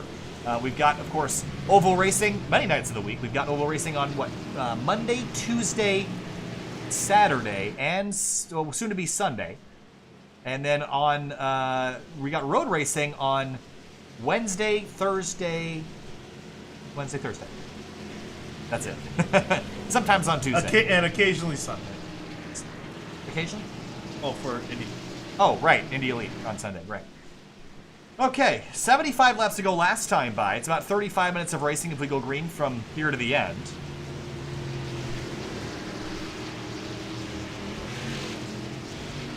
So, single file restarts again. This time we'll restart with Scott Crump as your leader. Then it's Masse, Lowry, Kyle Lowry, Kenny Lowry, Christian Eckes, Gasper, Thomas Dorsey, Josh Adams, and Brandon Keir, top 10. And Crump brings him down nice and slow to the restart zone, and we're back racing again at Phoenix. Right in the back of racing 03 is Dylan Thomas with fresh rubber, going to go up the inside, one of those first cars leading that group of guys with fresher tires, immediately taking advantage. Yeah, Darrell Waltrip would call those 4 Mr. Feelgoods, and off into turn 3, Christian Eckes, looks like his car is back up to pace, or somewhat close to it, as Gaspar losing spots very quickly to the drivers that pit behind. Oh, it really close up to the front between 51 and the 48. Masse really wants to lead. Crump is leading in the number 51 Supra. It's Masse in second place. And Masse's got the Hardcourt Honeys logos on the side of that car tonight. Of course, that is the sponsor for tonight's Hardcourt Honeys 175. I want to thank them for their support tonight. Bunch of teammates out front and single file throughout most of the field. A couple side-by-side cars towards the tail. There's the 88 of Vincent Isabella trying to recover from that crash he had a few laps ago. Yeah, it's up the inside of Joe Francis in the 50. It was a battle for 17th place. And there you see lining her line, and it's going to have a look up the inside of the 50. Can't get it done. Still up to the front, and it's Crump and Masse really close together. The gap hasn't really expanded more than 0.2 of a second. Racing out of turn 4, and that 03 is coming. Dylan Thomas with a big run on Christian Eckes. Eckes is going to go a bit defensive. Meanwhile, behind, the 95 just threw it down the inside with no thoughts or repercussions. Just chucked the car off into the corner, made it stick. He's through to 8th. Yeah, again, one of those other drivers with fresh tires that just came down to pit road, so I'm keeping my eyes on both him and the 03 Dylan Thomas. They're definitely going to be moving up the order. And just pulling even through the middle of the corner and out back onto the straightaway. Almost clear, but not quite.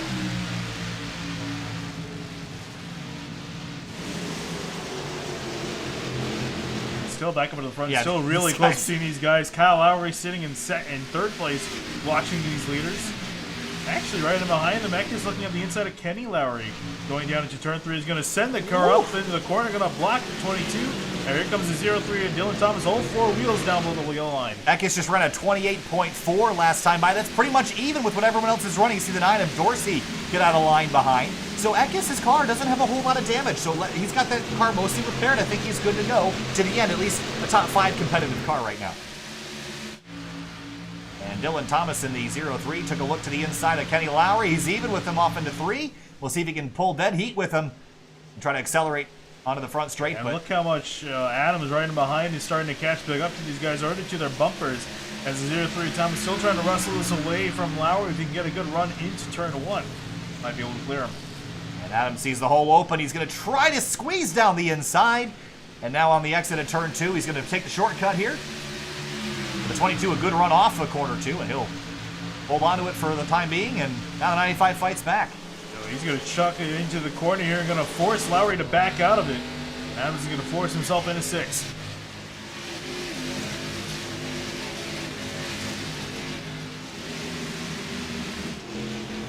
Crump is not losing time, but he's not really gaining it either. 0.2 of a second separate the top 2. And Eckes and Dylan Thomas getting pretty tight here for 4th. Yeah, I am still amazed that Eckes is able to hang on to this car as well as he did. I would have thought he had more damage to this car, but so far so good. He's losing time to lead it, so obviously the car not perfect, but still solid 4th place car, although I imagine he might lose some spots here as he's got the 03 of Thomas and Adams with fresher tires. Throttling up. A little bit loose out of turn 2. The car yawed a little bit extra without a whole lot of steering input.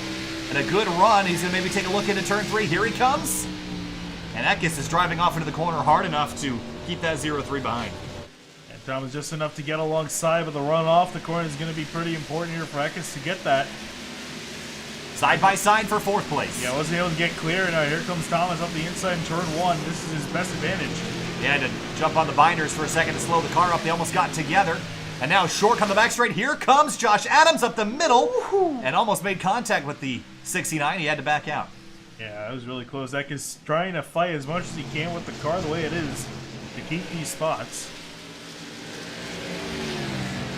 Out of turn 4, he's going to just stay in front of the 95 for now. Up the road, Crump and Masse nose to tail, and they've been like this since the drop of the green flag on the restart. And dead even, but I'm not sure if they're the fastest drivers out there. Dylan Thomas, 28.543, was the quickest driver in the top 10 last lap. Yeah, honestly, I think he's probably one of my favorites to really win this race. He's been pretty strong. Hasn't entirely had the track position to work with, though, and I think that's been his biggest problem tonight. He's really been the track position. He's got the pace.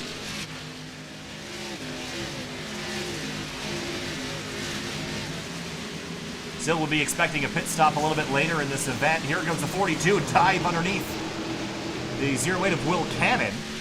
He's got Gaspar right in front of him, who was the leader on the previous restart. And it's dropped now to 10th spot. Up the road, Eckes and Adams. Adams are trying the outside lane to get around Eckes, and Eckes is really putting up a fight now, but Adams is going to be able to pinch him here on exit. Yeah, if you can just get to the outside lane in 4 and hang on there, you're going to eventually get the lead back. It's just a matter of can you hang on the outside of the 69 this lap.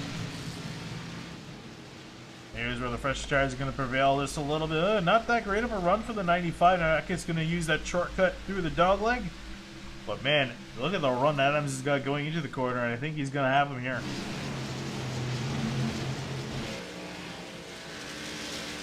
And he will.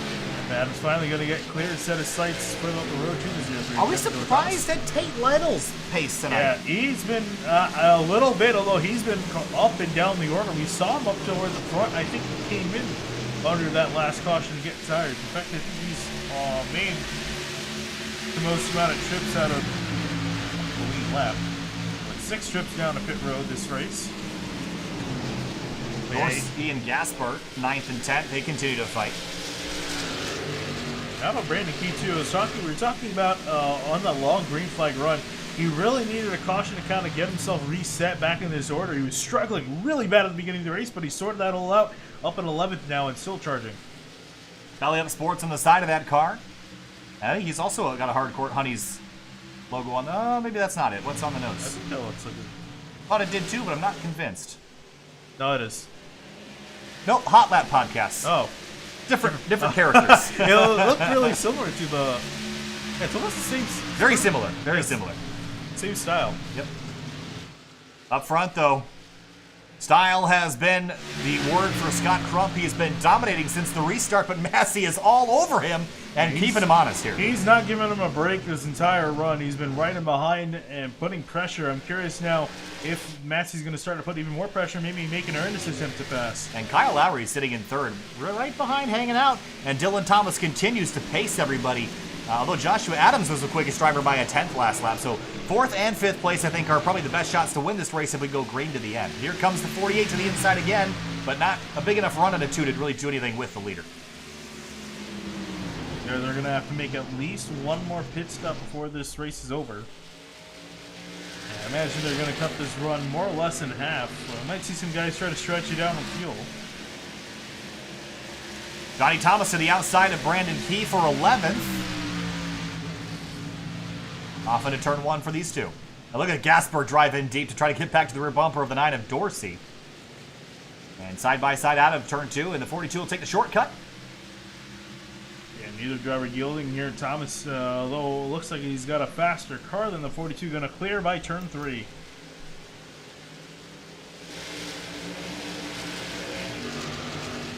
Christian Eckes is hanging on with a damaged race car. Still 6th on older tires, so he's done a good job, and I think he's going to need some fresh rubber to compete with these front runners. He would like a caution. I don't think he wants it to devolve into green flag stops, because then the drivers that have an advantage can keep their advantage towards the end of the race. Yeah, and I definitely agree. I think he definitely needs this to kind of even out amongst the tires for these guys. And actually looking at the leaders, kind of the furthest they've been in this entire run. Gap's expanded now to 0.3 of a second between the 51 and the 48.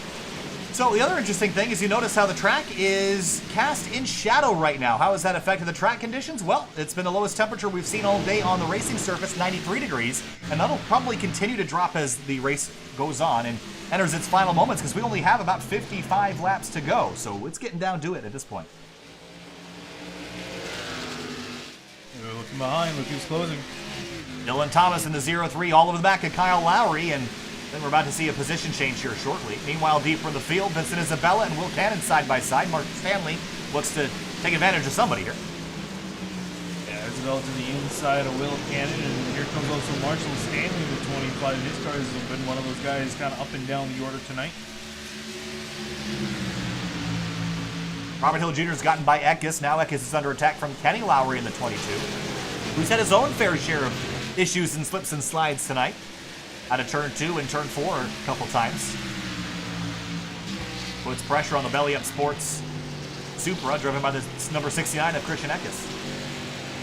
He's kind of starting to struggle a little bit, I think, with these older tires, and still, I think, imagine some sort of damage from his earlier incident still kind of affecting the performance of that car. 31 laps on the tires for Eckes. For leader Scott Crump, he's got 39 laps on his tires, but Dylan Thomas 24 laps, and he's going to take a look at the 2 of Lowry down into turn 1. Not going to be quite alongside the 2, but going to try to force him out of line. He does that, but can't really get back to the inside to get alongside. Oh, he does as the 2 gets into the wall off of turn 2. Yeah, just scraped the barrier at the exit of the corner. That killed his momentum enough to let Dylan Thomas on through. So the 0-3 back to 3rd place in his charge forward tonight. Meanwhile, how about this fight? Dorsey, Lowry, Johnny Thomas, Gaspar, Brendan Key, Tate Lytle, and more in a dogfight out of the 4th corner. Yeah, Dorsey trying to fight up the inside of the 22, a little bit loose off the corner. Here comes the 42 up the inside of Gaspar. Hole open and can't quite fill it, but still continuing to put the pressure on. You're going back up to the 2 and the 95, Kyle Lowry and Joshua Adams. I imagine Adams is looking to make a pass potentially into turn 1 here. 50 laps to go for leader Scott Crump in the 51. It's about 24 minutes of racing, and out of turn 4, I don't know if that was a crash or if someone was trying to come to pit road, but the 9 of Dorsey got shuffled out. Here's a look. Might have been, no, looked like it might have been kind of half spin.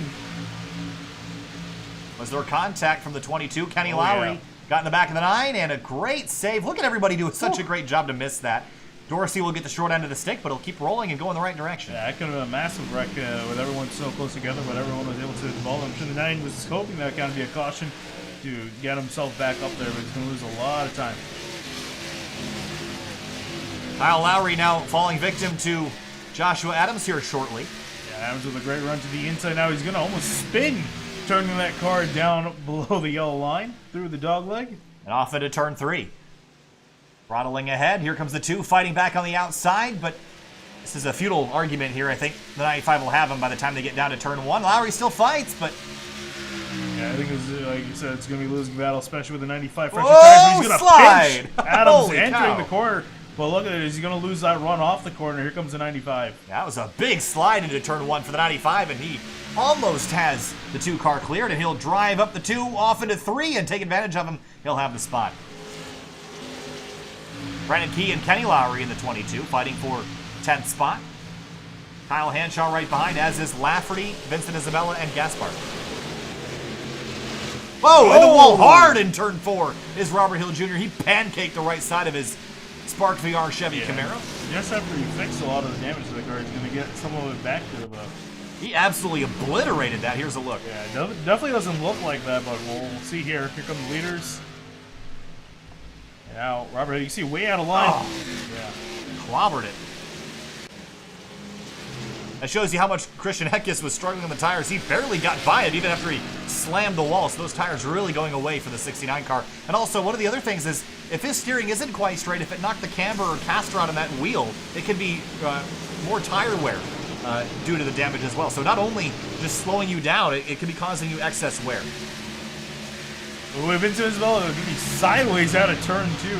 When these drivers try to pull down their car on corner exit, they're just absolutely yanking that wheel to the inside wall. I think Lowry's going to hit pit lane, as has Scott Crump and Kyle Lowry. So your leaders have hit pit lane with about 45 laps to go. I think they hit their number, or at least when they wanted to pit, so they're going to try to cut this run in half. These cars as they make it down a pit road all as a unit.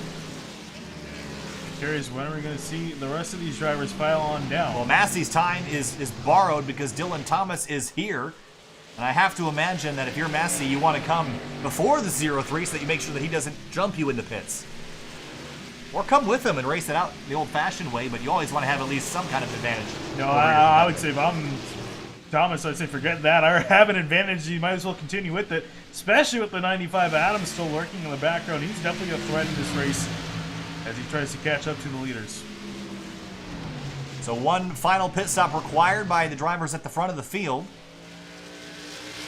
And the front group will stay out yet again. Brennan Key hits pit lane. He's going to drop into his box. Also, Brennan Key's car is underrated, and that color is the perfect race car red, in my opinion.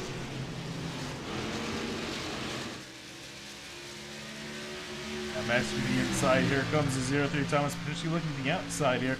I'm curious if he's actually going to bother passing the 48, or is he just going to stick him behind him? Both of these drivers should pit before the other for their own best interest, but I'm not sure if that's going to be the case. They might decide to pit together or take the fight to, or keep Josh Adams behind them as a pairing, but still a long way to go here. About 42 laps left in this event, so I think there's still time for things to kind of pan out differently.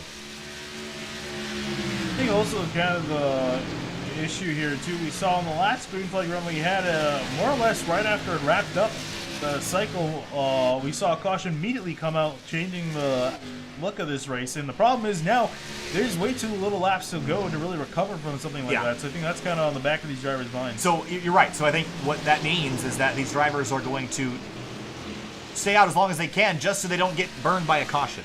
Essentially, they want the track position if the caution were to come out. I like that strategy. That being said, if they stay out too long, it's going to essentially hand the race to the 51 of Scott Crump. So you got to be a little bit careful here. You got to kind of pick and choose what strategy you want to go with. Yeah, just for reference, the last lap for Nick Masse was a 29.0. Let's see what it is this time, a 29.068. Scott Crump just ran a 28.154, so on the order of 0.7 a lap faster. That's not insignificant here, especially as we enter the last 40 laps of this race. They're kind of putting themselves in a position where they need those tires to work better for them at the very end of the race, and they need to run down the 51 on those fresher tires, or they're going to need a caution to save them. Here comes Dylan Thomas. He'll hit pit lane with 40 laps to go, and he has led 5 laps today. Nick Masse has led 7. Adams, who holds on to second, has led 21, but the 51 of Scott Crump has led 32, and he is chasing these drivers down to try to unlap himself and put himself back on the lead lap and chase down those leaders again for position. And once he unlaps himself, which inevitably he's going to do whether these guys pit or not, this will more or less work out for the 51 because if a caution does come out, he'll be on the lead lap and able to pit again. So I'm sure that's what he's trying to do right now, especially use up as much good of the tires as he can. Christian Eckes holds on to third at the moment. Johnny Thomas, Tate Lytle, fourth and fifth. And Eckes could really use the yellow right now to salvage some track position and get a chance to put fresh tires on. And Dylan Thomas has now finally come out of the pits and seems to be gaining speed there on the inside. And lost already quite a bit of time to the 51 of Scott Crump, although we kind of expect that the way the tires have been acting. 14.8 second stop. Here comes Nick Masse. And now, where are they going to pan out in relation to the 51? So Scott Crump is currently 12th, and Dylan Thomas is about 6.5 seconds behind. So all that time that he just gave up on the racetrack is going to be really difficult to make up. But now he's got fresh tires to chase down the 51. It's not too terribly big of a gap, and we've seen the 03 do pretty well on these older tires, so he might have enough to get back up to the 51, though he's got to deal with traffic as the 95 of Adams making his trip down a pit road. So from the lead, the 95 pits, it's going to give the lead over to Christian Eckes in the 69. He's trying to hold off this 2-car and the 03. These drivers are both battling for position. Will eventually cycle out to be about third and fourth. Eckes defensive, cuts across the nose of the 2, can't quite get there. Oh, and there you see Masse pulling out in front of the 03. That's big. Getting claustrophobic here in turns 3 and 4, and the 69 is trying to get to pit lane, but not going to be able to do so as the 03 goes up the inside. Oh, yeah, that was big, and you can see, too, how much that the 03 got held up by this other traffic as Masse was able to leapfrog out of him even though he pit later. That's going to give the advantage down to Nick Masse. Here comes Adams out of pit lane. And he'll lose his position. He was behind these guys before he came in. He'll be, in front of them. Lowry and Thomas got together into turn 3. These guys are fighting for position. Christian Eckes hits pit lane from the top spot. Here's a look as they went off into the third corner. Fairly certain they got together pretty hard here. Oh, maybe not quite. They were so close to it, though. They were really close to each other, flirting with it. Now you see Joshua Adams going up the inside of the 2, Kyle Lowry. Battle for 13th place. And this looks like a lot to be much higher up the order. Yeah, they're effectively battling for what should be... third or fourth? Fifth? Yeah, 3rd or 4th place. Something like that. Tate Lytle leads the way. Johnny Thomas in 2nd. Robert Hill Jr. 3rd. Lafferty, Handshot, Gasper McCorkle. The driver's yet to pit. Yeah, I'm still trying to look at Masse and Crump. Their gap between each other. It's starting to close down. Has it closed down? I mean, it's still, what, 5 seconds? 6 seconds. 6 seconds? So it's about a half a second it's closed. It's going to have to pick up the pace if he wants to catch him before the end of this race. Last lap through, Crump ran at 28.5 to Nick Masse's. 28.0, and Masse might have had some breaks with traffic where Crump is kind of in the thick of it right now, but the thing is he's got to use up these tires while they're still good because they will even out eventually. So he's on pace right now to catch back up to the 51, but again, he's got to keep pushing. And he's so smooth and so good at the short tracks. He won at Richmond last week. On the bright side, if he doesn't win, it's looking to be a solid 2nd place. And he's battling the 95 of Josh Adams in the points, so finishing ahead of him would be a good night. And Adams, as it stands, has position between him and Masse.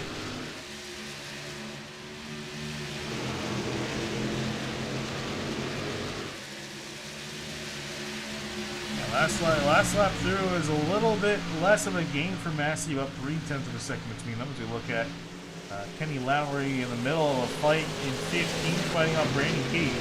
And trying to take a spot from Vincent Isabella, going to cut off the 42. Big slide down the racetrack in turn 4. And Kenny Lowry now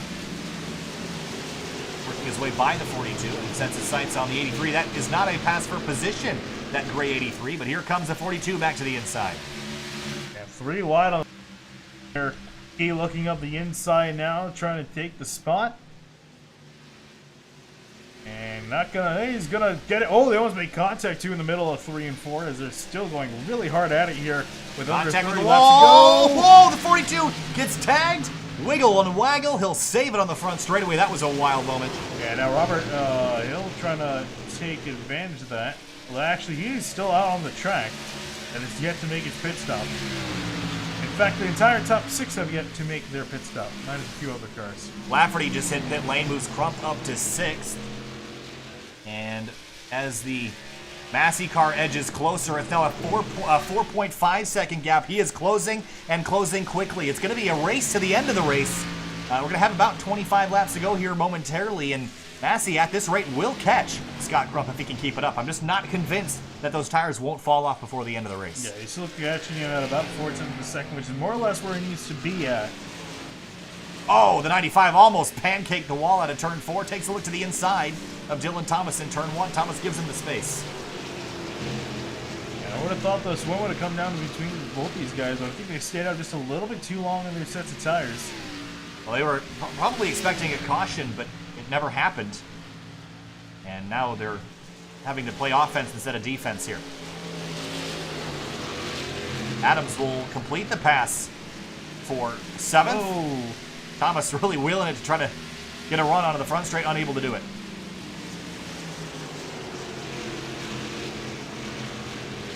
Still waiting on Tate Lytle, Johnny Thomas, Robert Hill, and Patrick Gaspar to make their final stop of the race. Then it'll be Scott Crump that'll eventually inherit the lead. Well, they're getting close to the end of the run that they can do here. They've been out for 50 laps. We'll see when they come down, but it's got to be relatively soon. Yeah, these guys have been staying out and just kind of hoping that a caution would come out to grant them some track position, but unfortunately it's the caution that never really came. Tate Lytle continues to lead, and maybe a strategy that would work out if he could get a yellow, but we've been running our last green flag was at 10:41 p.m. on the Eastern Coast. It's now 11:05. It's been 25 minutes since we've seen a green or a caution flag. And Lytle might be kind of banking on something that's unlikely to happen here.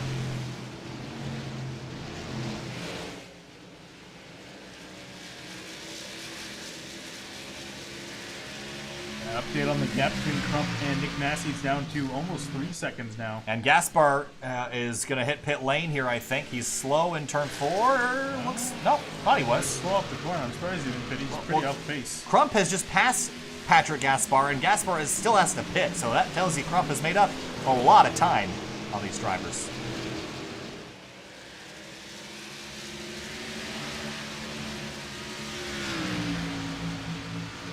So less than 25 laps ago, Robert Hill Jr. and Johnny Thomas continue to fight for second, 3 seconds behind Tate Lytle, but all of the top 3 still have to hit pit lane to make their final stop of the night. The driver in the catbird seat is Crump, and it's about a second, about 3 seconds back to Nick Masse, who continues to close the rate at a very quick pace.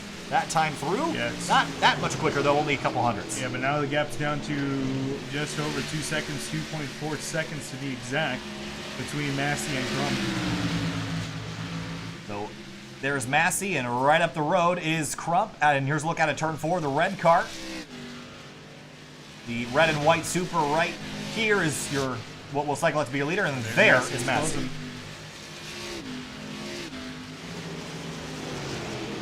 Johnny Thomas and Robert Hill Jr. fight for second. This is for position. Gray and red versus red and white Spark VR colors on the 84. They've really run the tank out, and still continue to do so.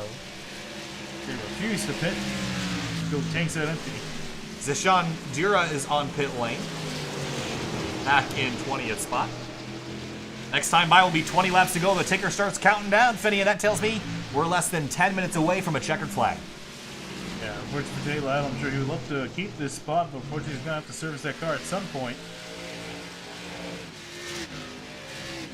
Right ahead of them is the 69 of Christian Eckes, about to go a lap down, and this is a really frustrating night for Eckes because he started the night off so strong, led 53 laps, which is still a race high. And again, bad luck striking him. He just needs something good to happen. Yeah, it looks like he'll gain with the 3 guys up ahead that's still yet to pit. Actually, there's a few more guys up ahead of him that's still yet to pit. He'll gain a few more spots, potentially get a top 10. So not all terrible for the 69 Eckes, but definitely could have been a lot better. 19 laps to go now, and the lead, or the distance between Crump and Masse is now 1.9 seconds. So that 48 car is still coming, and he's still catching Crump at about 2/10 a lap, which is still good enough to get there.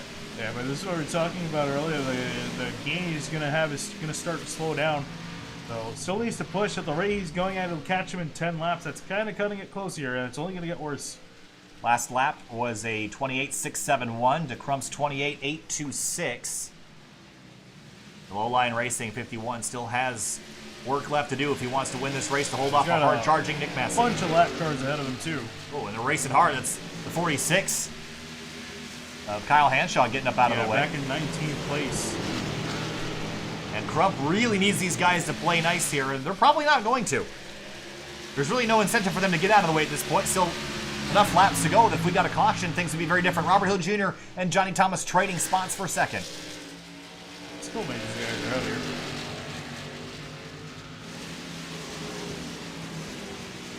And back for Crump, dealing with all the lap traffic. Masse sees this, and he's going to pounce while he can.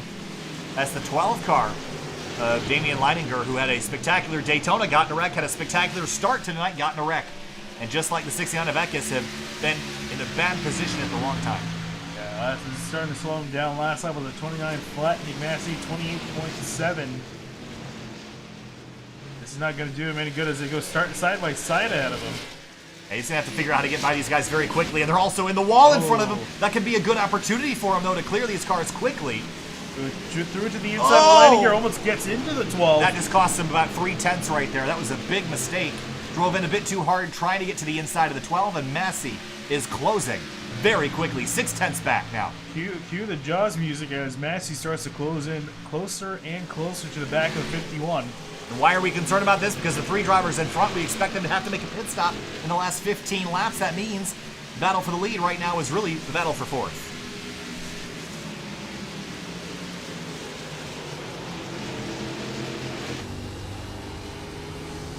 Riding on board with Masse. Whoa! Almost gets the wall. It's very close to it.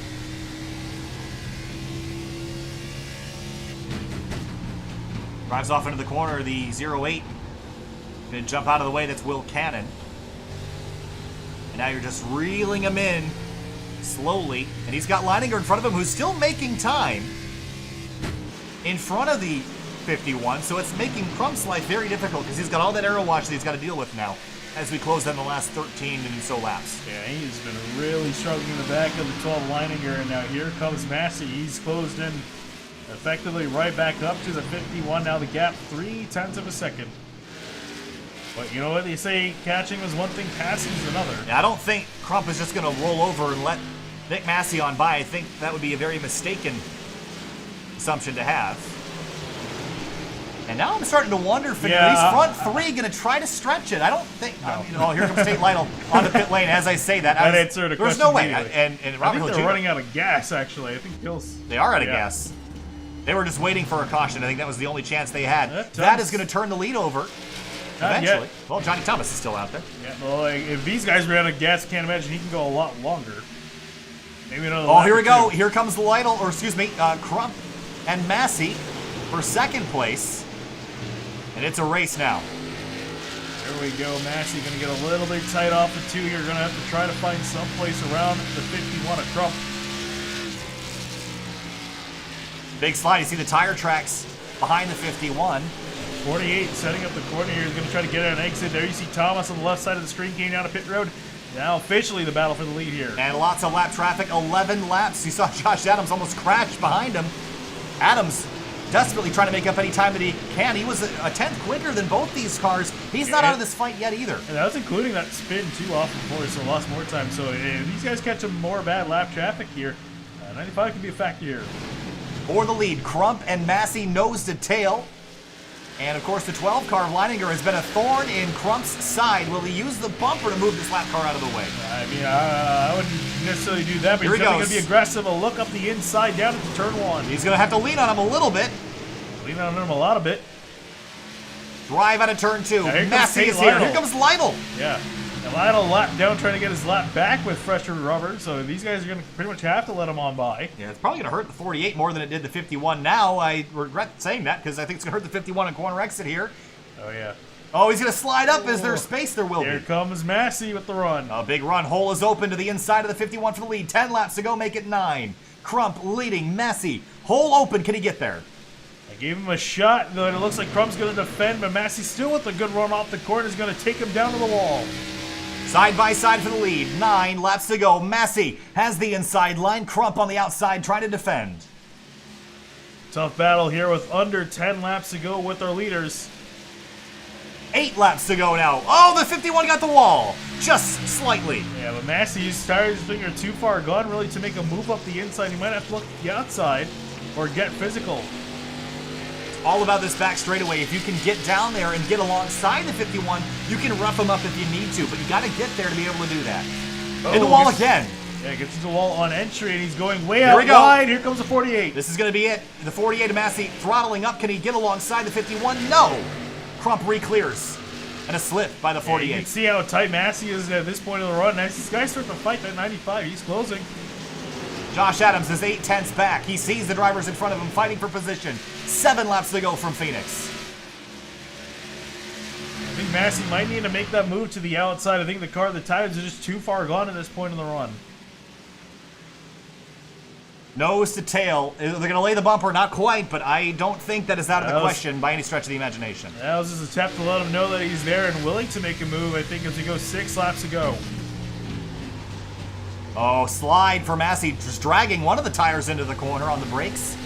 A good run out of turn 2. The 51 goes defensive. This was a mistake, Finian. You got to leave. No, he's going to get the outside. That might have been the race right there. Yeah, that might have been. We'll see here how much of a fight the 51's going to put up here. Yeah, if the 48 can pinch him down. Oh, Masse or Crump re-clears. Can the 48 get back to the outside? This is a crucial moment of the race. Here he comes to the outside lane in the wall. Oh, he's still going to get it as the 51 gets loose on the inside. He's going to have a run. 5 laps to go. Crump and Masse door to door. But the 48 got a really good run, and Crump is loose, but he's widened the wall. Here comes Josh Adams from the 95 in third.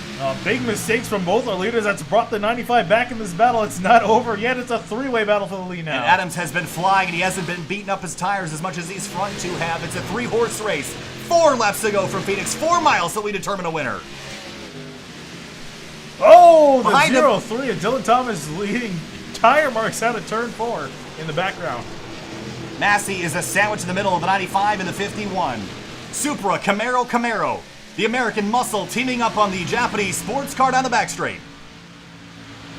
Into turn 3. He's going to throw it the middle. We've seen this time and time again not work for Nick Masse. And now here comes Adams. He's going to take a chance to the outside to get second. If these second and third place cars fight, that's all Crump's going to need. 3 miles left at Phoenix. Blocked by the 51 into the braking zone. Well, he threw that way too hard into the corner here. He's going to go up way wide. Now opens the door for the 48. An epic battle from Phoenix Raceway. The ERSCA PristineAuction.com series is epic. 2.5 laps left to go. Yeah, Adams struggling to now find a way back around. We saw him fresh by himself, but once he caught the dirty air, it's starting to affect him as well. 2 miles left. We'll know the winner in a minute.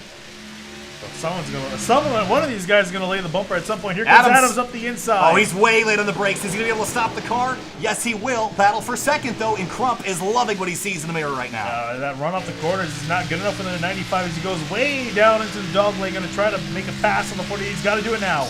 Into the braking zone. Masse hard on the brakes to the outside. Can he carry some speed and attack Scott Crump? When they get back to the white flag, it'll be 1 lap to go. 1 mile left at Phoenix in the 3rd race of the season. Second place still up in the air as Masse and Adams race to turn 1 on each other. Masse getting loose outside in turn 1. That's going to yield it to the 95. Does Adams have anything for Crump now? Half a lap left. Half a mile. Can Adams throw a Hail Mary in turns 3 and 4? Scott Crump is in command of this race. He's led 42 laps. If he leads 43, he'll win. Dive for Josh Adams. He's close, but it's not quite going to be enough. Checkered flag waves and an epic battle for Scott Crump. He's going to win it at Phoenix. The 51 goes to victory lane. Oh boy. Wow. What a battle between these three. How about for 7th? Vincent Isabella and Richard Lafferty. They fight to the checkers. Here comes the 8 to the inside. Drag race to the checkers between these two. It's going to be Isabella. He gets him.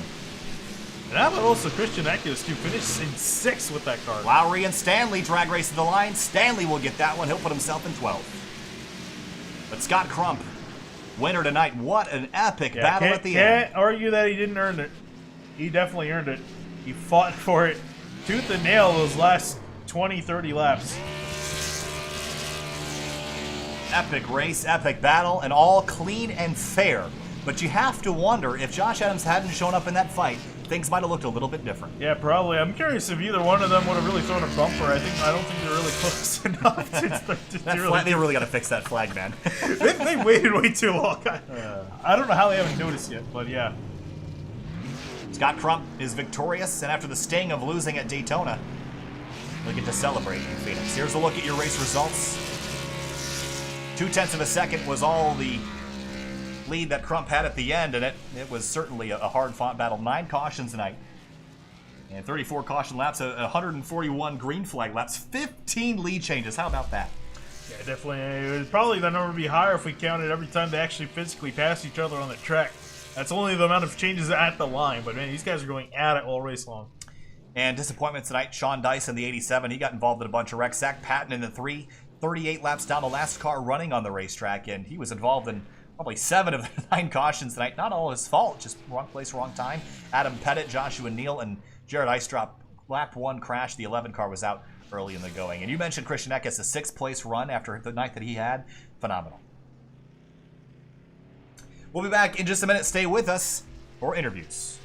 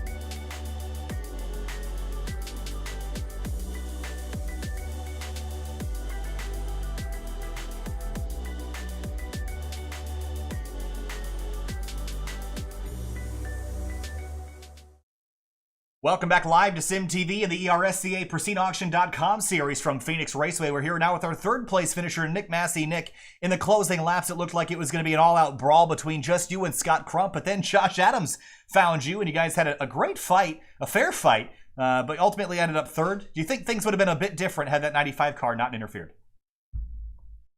I don't know. I mean, I had him. I was working him for like 15, 20 laps and just couldn't get it done.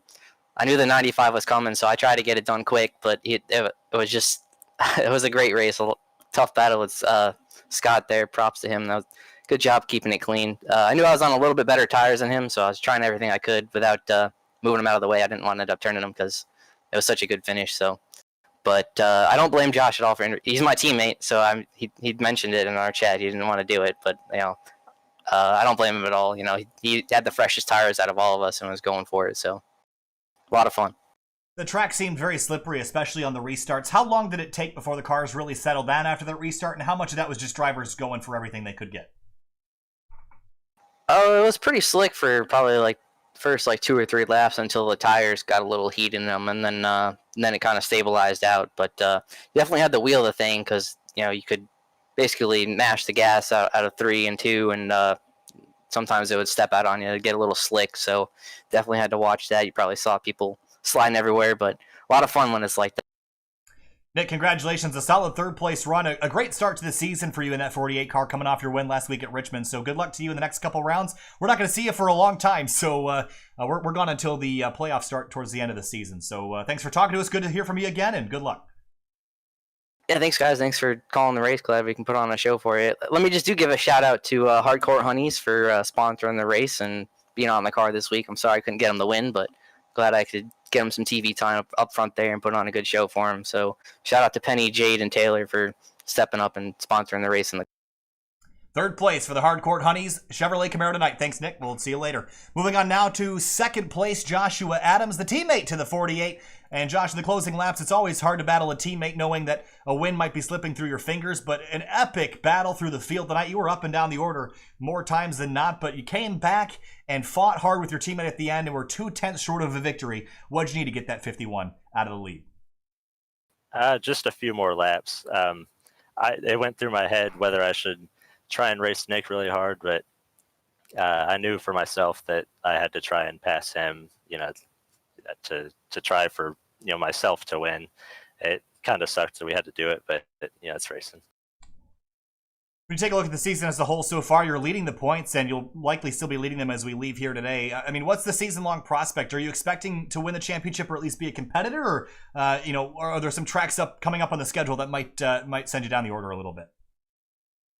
One's the Roval for sure. That'll send me down the order a little bit, maybe, but I definitely expect to be in contention for it.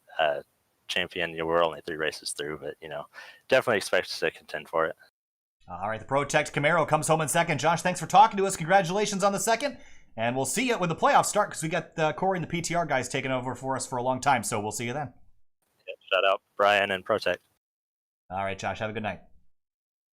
At the end of the battles, at the end of the race, it was Scott Crump in the 51 that was able to hang on. Adams and Masse gave you a run for your money. I bet you're sweating right now, Scott. Walk us through those last 15 or 20 laps trying to hold off those teammates behind you.